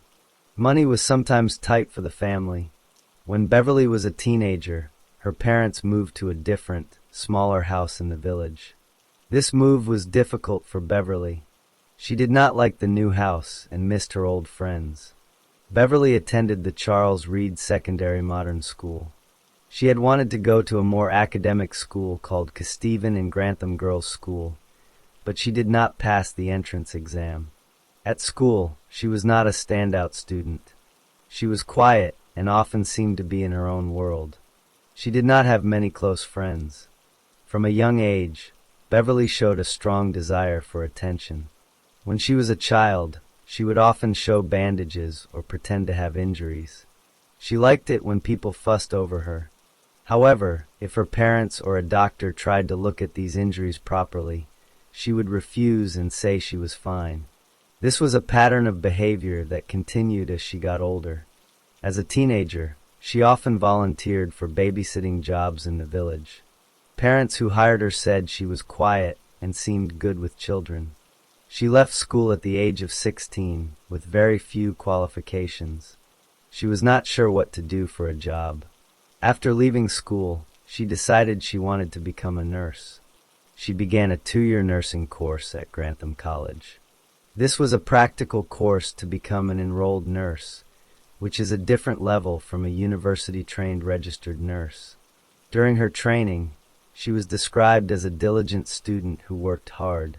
She completed the course and qualified as a nurse in 1991. Her social life was limited. She did not go out much. She spent most of her time at home with her family or at work. She had a boyfriend for a short time, but the relationship did not last. People who knew her thought she was a loner. She seemed eager to please authority figures like her teachers and nursing supervisors, but she did not form easy friendships with people her own age. This is where her story pauses, as she begins her first job as a newly qualified nurse. Beverly Alit began her first nursing job on Ward 4, the Children's Ward, at Grantham and Kesteven Hospital in February 1991. The ward was often busy and sometimes short-staffed. Alit was seen as an eager and willing worker, often volunteering for extra shifts. The first serious incident happened on February 23, 1991. A 7-week-old baby boy named Liam Taylor was on the ward being treated for a chest infection. He was recovering well. In the early hours of the morning, Alit was the nurse checking on him. Shortly after her check, Liam suddenly suffered a catastrophic collapse. His heart and breathing stopped. Despite efforts to resuscitate him, he died. Doctors were puzzled but attributed his death to a sudden, severe infection or a natural cause like sudden infant death syndrome. On March 5th, an 11-year-old boy named Timothy Hardwick was admitted. He had cerebral palsy and was brought in because he was distressed and having seizures. His condition was stable. Alit was assigned to care for him. Shortly after she was alone with him, Timothy suddenly stopped breathing and went into cardiac arrest. He could not be revived. His death was thought to be a complication of his existing condition. These two tragic events were seen as separate, unfortunate tragedies. No one connected them to the new nurse. The next event was different because the child survived. On March 10th, a 5-month-old baby girl named Becky Phillips was admitted with a chest infection. She was a twin. Her sister, Katie, was not ill. Becky was getting better. On March 11th, Alit was on duty. Becky was found in her cot, blue and not breathing. Alit raised the alarm, and the baby was resuscitated. She was transferred to a larger hospital for specialist care. Doctors there found her blood sugar was dangerously low, which was very strange for a baby with an infection. She suffered severe brain damage from the lack of oxygen, but survived. A pattern was beginning, but it was not yet clear. Alit was often the nurse who found the children in crisis, or was the last one with them before they collapsed. On March 20th, a 1-year-old boy named Paul Crampton was admitted with a chest infection. Over the next 8 days, he suffered 3 sudden, unexplained collapses. Each time, he was successfully resuscitated. During the 3rd collapse, a junior doctor noticed Paul had extremely low blood sugar. This was medically very unusual. A blood sample was taken and sent for specialist testing. The test results, which came back weeks later, showed a massive, unnatural level of insulin in his blood. Insulin is a hormone that lowers blood sugar. Paul had not been prescribed insulin. Someone had injected him with a huge dose. This was the first definite sign of a crime. On April 1st, Becky Phillips's healthy twin sister, Katie, was brought into the hospital for monitoring because her sister was so ill. Alit was on duty. Katie suddenly stopped breathing and turned blue. She was revived and transferred to the larger hospital. Tests showed her potassium level was dangerously high, which can stop the heart. There was no medical reason for this. On April 22nd, a 15-year-old girl named Katie was on the ward. Alit gave her an injection for pain. The girl immediately felt ill, became breathless, and nearly died. Her blood tests later showed a huge and unexplained rise in her blood potassium level. The final fatal attack happened that same day, April 22nd. A 2-year-old girl named Claire Peck, who had asthma, was admitted after a serious asthma attack. She was stable and sitting up in bed. Alit was left alone with her. Moments later, Claire suffered a cardiac arrest and died. A blood test later revealed a lethal level of potassium in her blood. Potassium chloride was available on the ward. In total, between February 23rd and April 22nd, 1991, 13 children on ward suffered sudden, unexpected collapses. 4 children died. 9 survived, some with permanent disabilities. The only common factor in all these events was that Nurse Beverly Alit was on duty and present for every single one. She was often the one who raised the alarm. Hospital management became suspicious because such a cluster of emergencies was statistically impossible.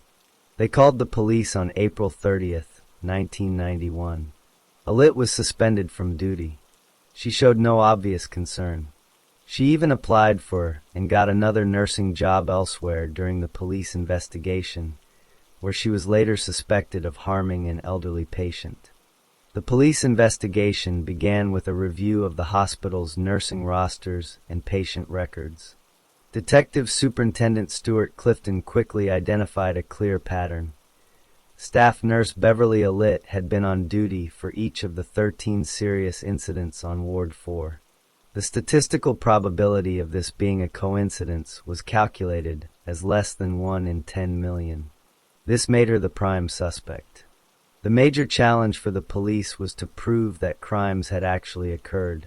They had to show that the medical emergencies were not natural tragedies. They gathered all remaining blood samples from the victims that had been stored in hospital laboratories. These samples were sent for advanced forensic testing. The tests on Paul Crampton's blood provided the first solid evidence. Experts at a laboratory in Guilford confirmed the earlier finding of an astronomically high level of insulin. Crucially, they also found no C-peptide in his blood. When the body produces its own insulin, it also releases C-peptide. The presence of insulin without C-peptide proves that the insulin came from an external source, like an injection. Paul had never been prescribed insulin. This finding changed the case from a suspicious series of events to a definite criminal investigation. Police then tested samples from other victims. A blood sample from Becky Phillips, who had survived but with brain damage, also showed a high level of insulin with no C-peptide. This confirmed she had been injected with insulin as well. For the other victims, like Claire Peck and Katie Phillips, the forensic evidence showed dangerous, unexplained levels of potassium in their blood. Potassium chloride, a drug that can stop the heart if injected in large doses, was available on the ward. The evidence pointed to insulin and potassium chloride as the 2 main weapons used. With this forensic proof, police established a timeline and method. Alit had used her position as a nurse to harm children by injecting them with lethal substances or suffocating them. She often created a crisis, so she could then be seen helping during the resuscitation efforts, putting herself at the center of attention.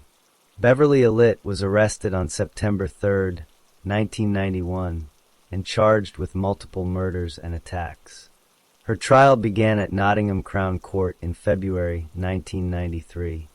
The prosecution presented the statistical evidence of her presence, the forensic proof of poisoning, and testimony from medical experts and parents. Alit's defense argued that the children had died of natural causes and that the hospital was poorly managed. She pleaded not guilty to all charges. However, the sheer volume of circumstantial and forensic evidence was overwhelming. On May 28, 1993, the jury found her guilty of 4 murders, 3 attempted murders, and 6 counts of causing grievous bodily harm. The judge, Mr. Justice Latham, sentenced her to 13 life sentences, 1 for each conviction, to be served concurrently. He told her she was a serious danger to others and was unlikely ever to be released. Due to concerns about her mental state, she was sent to Rampton Secure Hospital, a high-security psychiatric prison, rather than a standard prison. Years later, while at Rampton, Alit admitted to a senior detective that she had committed 3 of the murders and 6 of the assaults. She never gave a clear reason for her actions. Experts suggested she may have suffered from a condition called Munchausen syndrome by proxy, where a caregiver seeks attention by making someone in their care ill. The families of the victims received compensation from the health authority for the failings in supervision that allowed the crimes to happen. The case led to major changes in hospital safeguards, including stricter controls on drugs and better supervision of junior nursing staff. Beverly Alit became eligible for parole in November 2021 after serving her minimum 30-year sentence. A parole hearing reviewed her case and decided she was still too dangerous to be released. She remains incarcerated at Rampton Hospital to this day.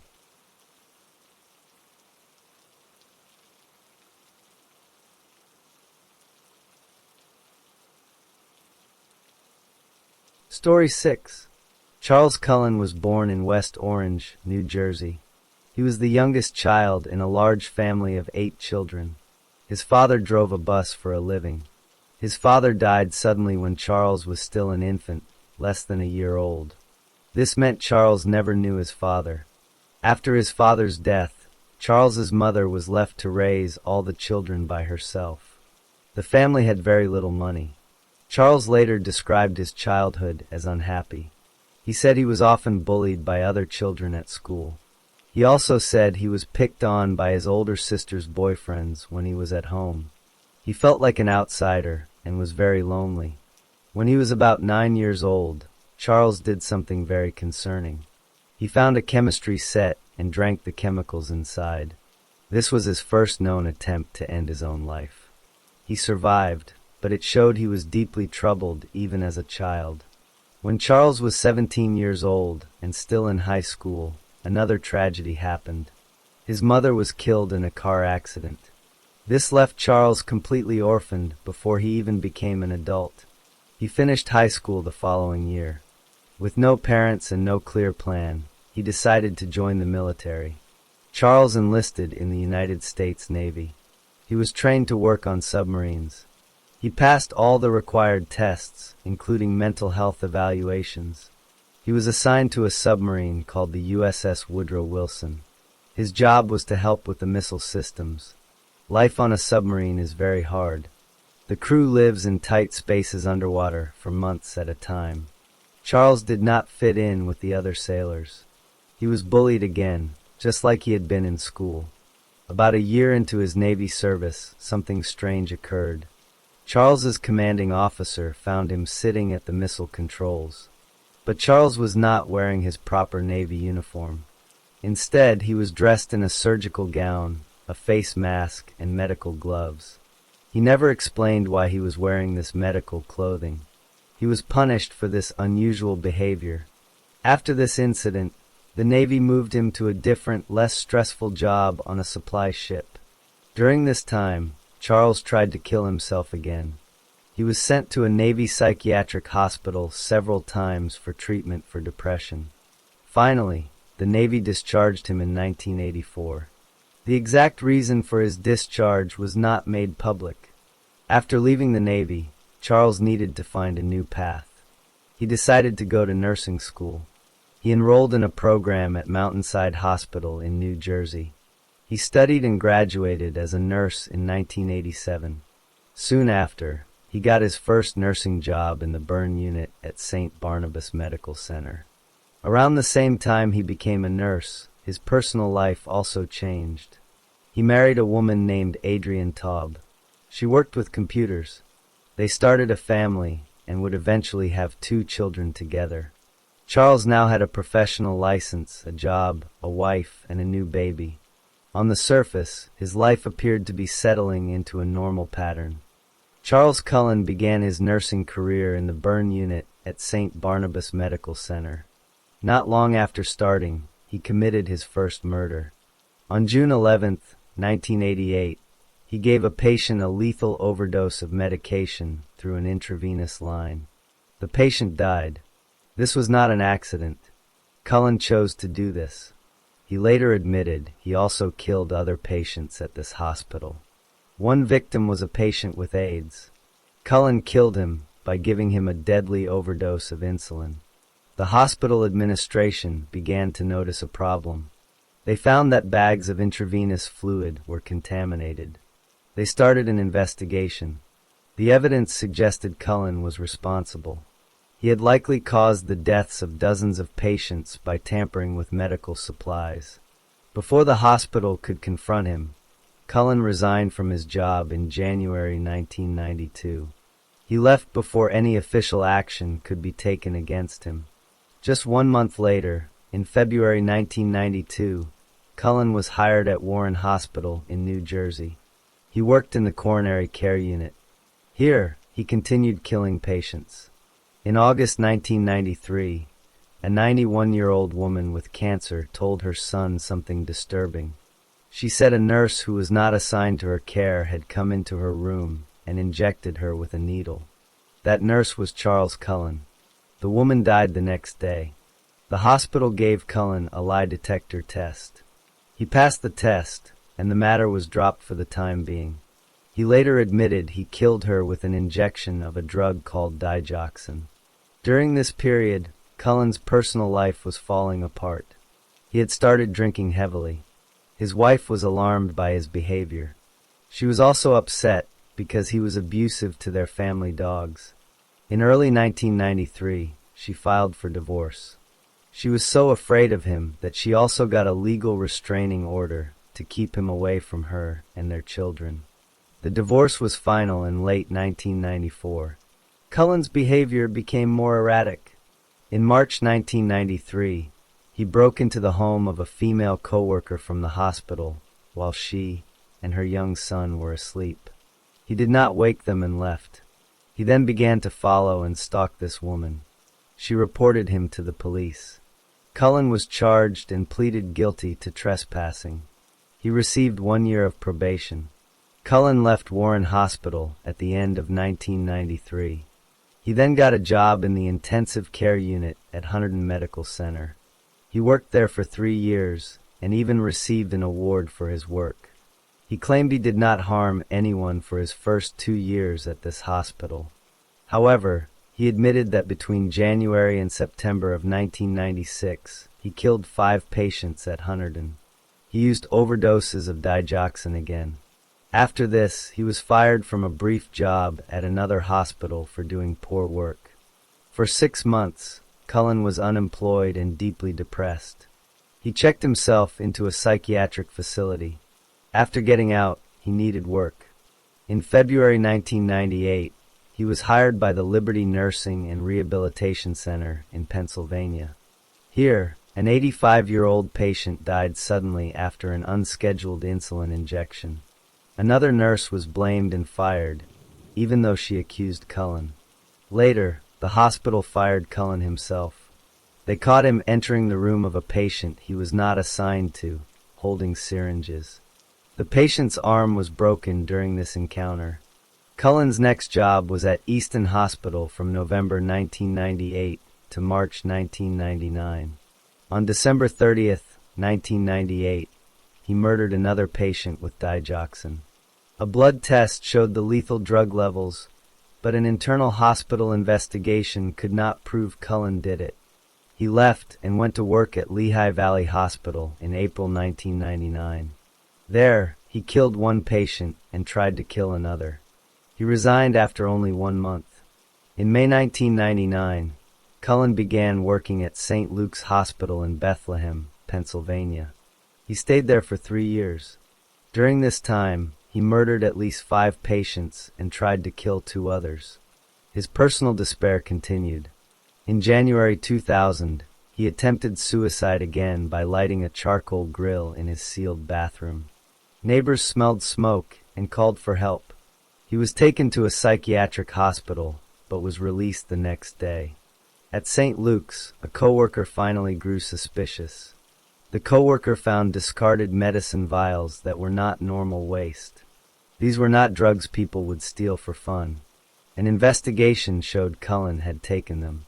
The hospital offered him a choice: resign quietly with a neutral job reference or be fired.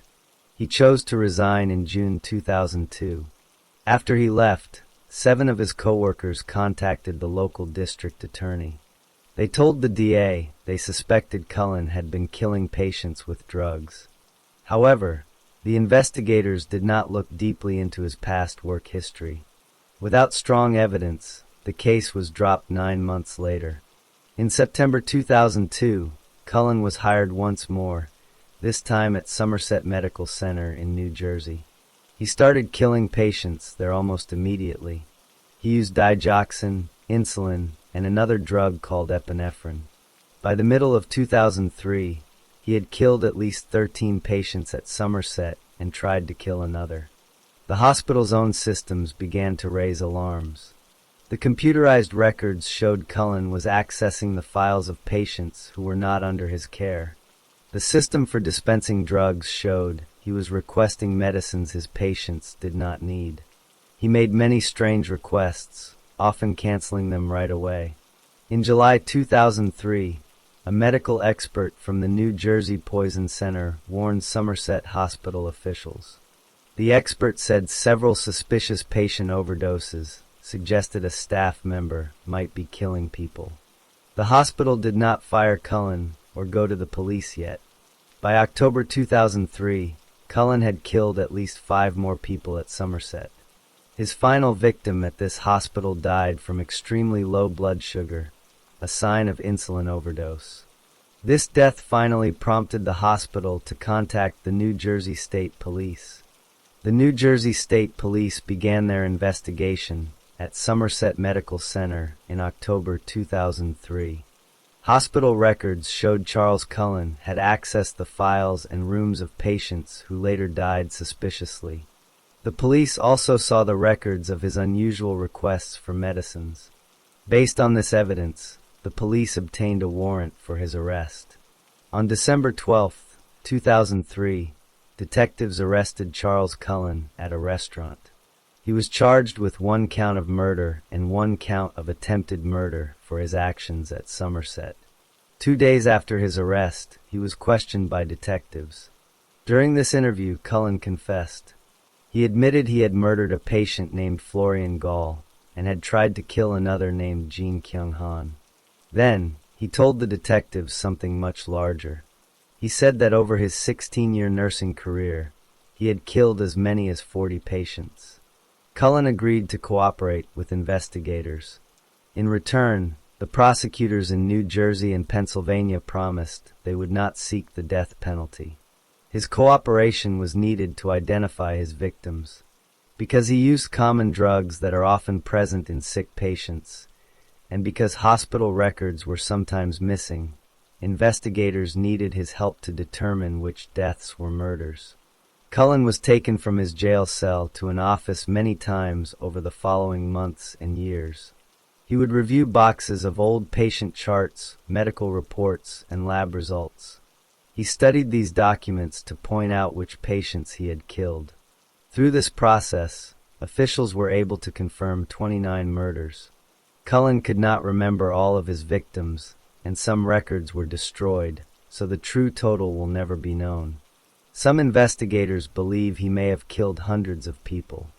In April 2004, Charles Cullen appeared in a New Jersey courtroom. He pleaded guilty to murdering 13 patients and trying to kill 2 others at Somerset Medical Center. The following month, he pleaded guilty to killing 3 more patients at another New Jersey hospital. In November 2004, he was taken to a courtroom in Allentown, Pennsylvania. There, he pleaded guilty to murdering 6 patients and attempting to murder 3 others in Pennsylvania hospitals. During this hearing, he began loudly and repeatedly telling the judge, "Your Honor, you need to step down." He was eventually gagged with duct tape to silence him. The sentencing hearings were where the families of the victims could speak directly to Cullen. Many family members came to court. They showed pictures of their loved ones, gave speeches, and expressed their anger and grief. Cullen sat silently through these statements, showing no emotion. He did not apologize or explain himself to the families. On March 2, 2006, a New Jersey judge formally sentenced Charles Cullen. He received 18 consecutive life sentences in prison. The judge ordered that he would not be eligible for parole until the year 2403, which made the sentence effectively mean he would die in prison. A week later, on March 10th, a Pennsylvania judge sentenced him to 6 more life sentences.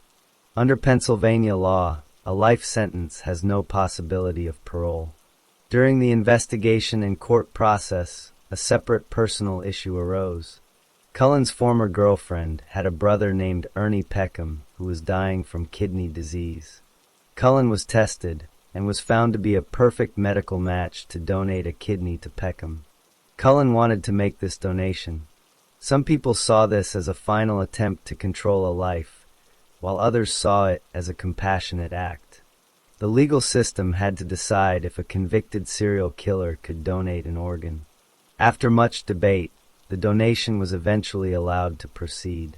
The kidney transplant surgery was successful, and Ernie Peckham's life was saved. The case of Charles Cullen exposed major problems in the healthcare system.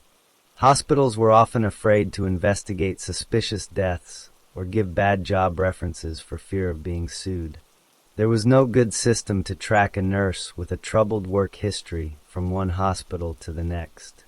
Because of this, Cullen was able to resign from a job when suspicions arose and simply get hired at a new hospital. After Cullen's conviction, the states of New Jersey and Pennsylvania, along with many other states, passed new laws. These laws, sometimes called Cullen laws, made it easier for hospitals to share honest information about former employees. They also required hospitals to report serious medical errors and suspicious deaths to state authorities. The goal was to prevent someone like Charles Cullen from ever being able to move from hospital to hospital again. Charles Cullen was sent to the New Jersey State Prison in Trenton. He remains there today, serving his multiple life sentences. He will spend the rest of his natural life in prison. The families of his victims were left to live with their loss, and the hospitals where he worked faced private lawsuits from those families. The story of Charles Cullen led to permanent changes in how hospitals monitor their staff and report incidents.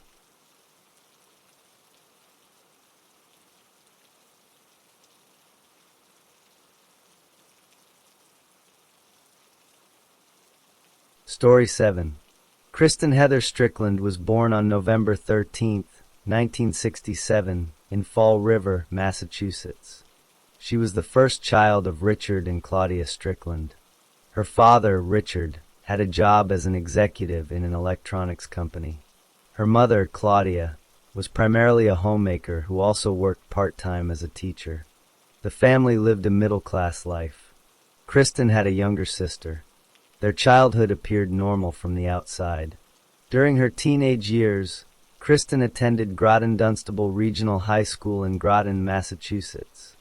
It was during this time that people who knew her began to notice consistent patterns in her behavior. Friends and family members observed that Kristen had a strong habit of telling lies. These were not small lies, but significant false stories. She also began to engage in manipulative actions. A specific behavior involved faking suicide attempts. Kristen would pretend to try to harm herself. She did not genuinely want to die.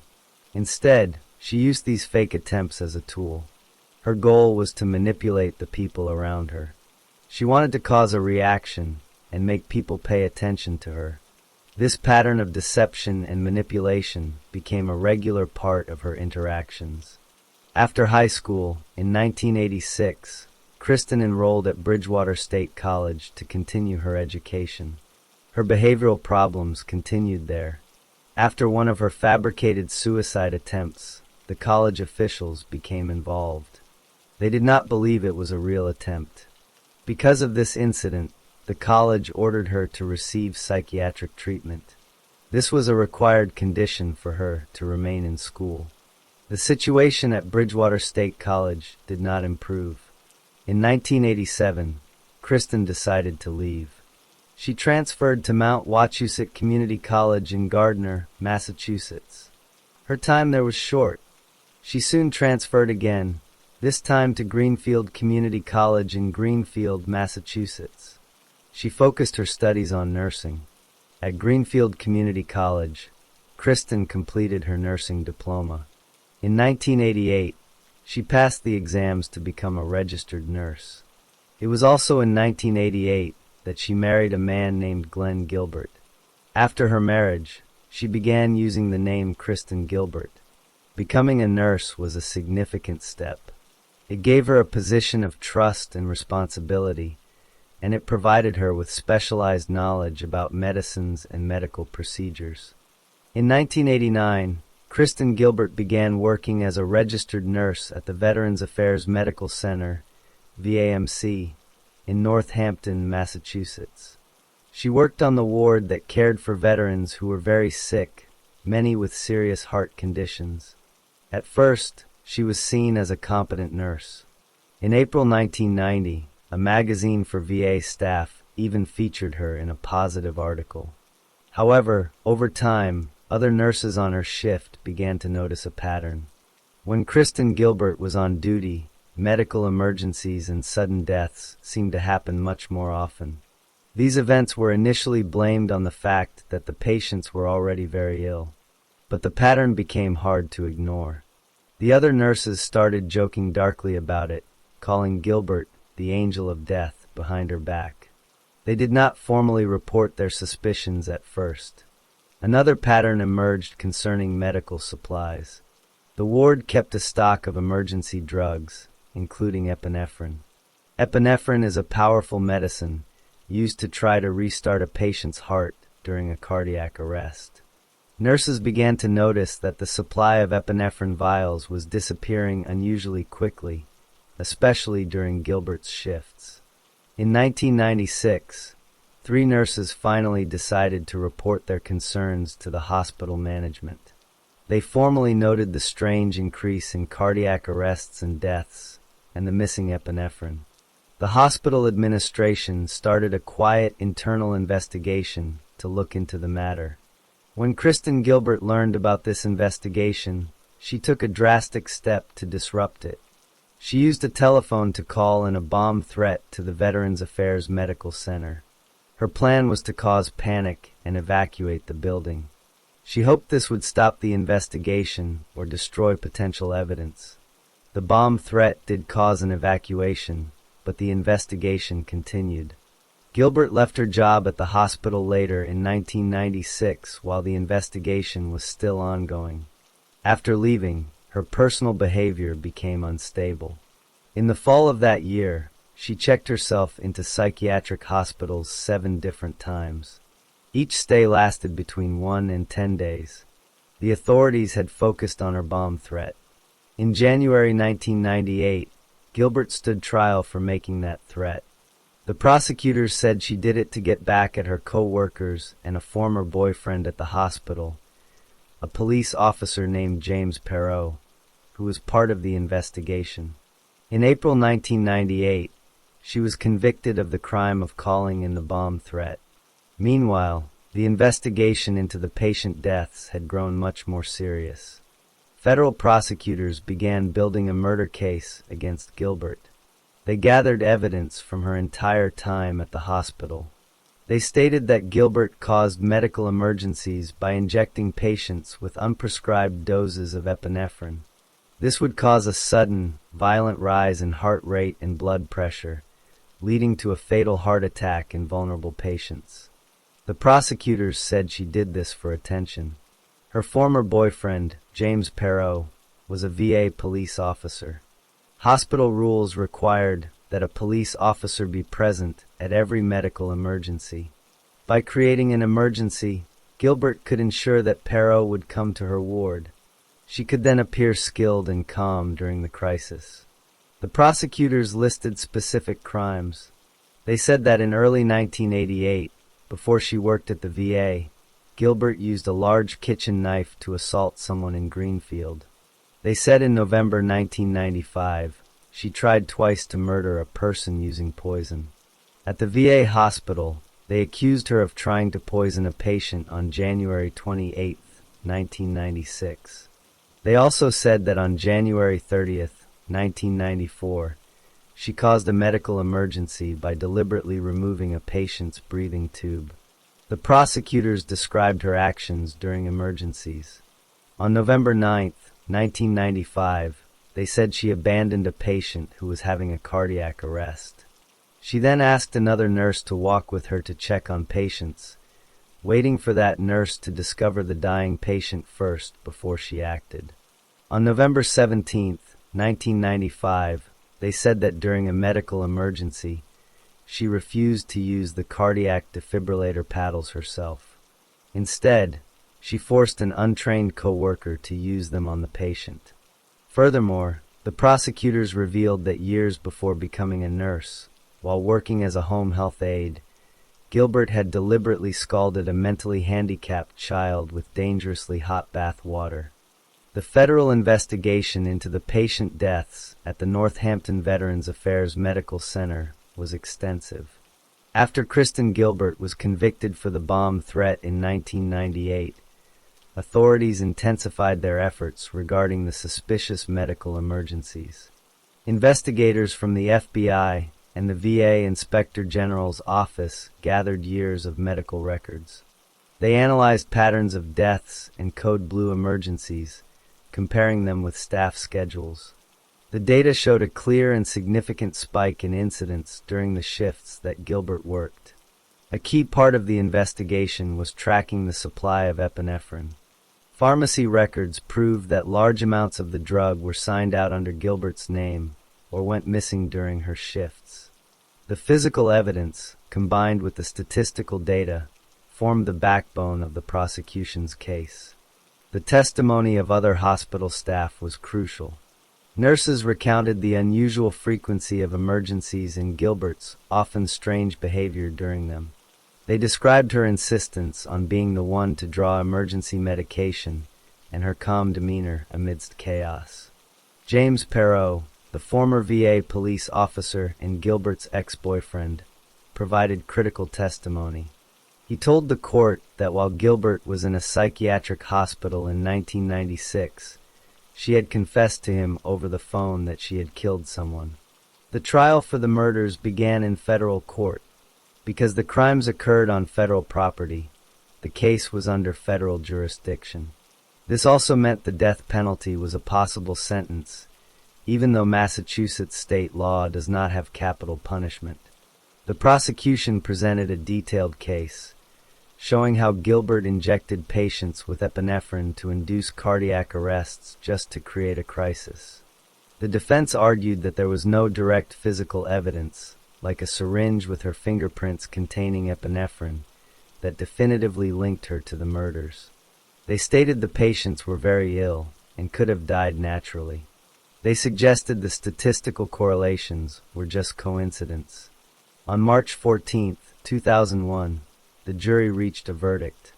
They found Kristen Gilbert guilty of 3 counts of first-degree murder for the deaths of veterans Stanley Jagodowski, Henry Houghton, and Edward Squira. They found her guilty of 1 count of second-degree murder for the death of Kenneth Cutting. She was also convicted on 2 counts of attempted murder. The jury rejected the defense's arguments, believing the circumstantial evidence and witness testimony was overwhelming. After the guilty verdict, the trial moved to a penalty phase to decide her sentence. The prosecution argued for the death penalty, presenting aggravating factors like her previous bomb threat conviction and the vulnerable nature of the victims. The defense pleaded for life in prison, presenting mitigating factors such as her role as a mother to 2 young children and her mental health history. On March 26, 2001, the jury decided against the death penalty. They recommended she be sentenced to life in prison.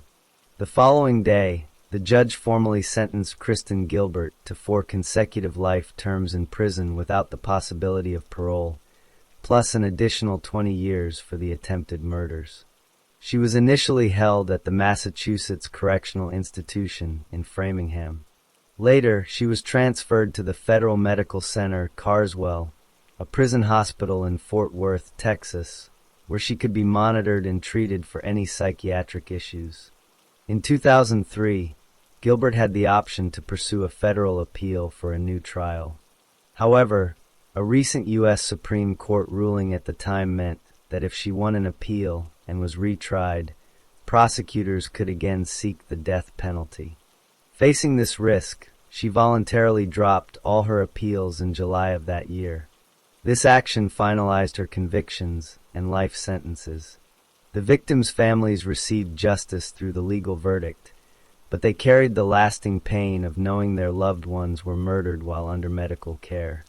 Kristen Gilbert remains incarcerated at FMC Carswell, where she will spend the rest of her natural life.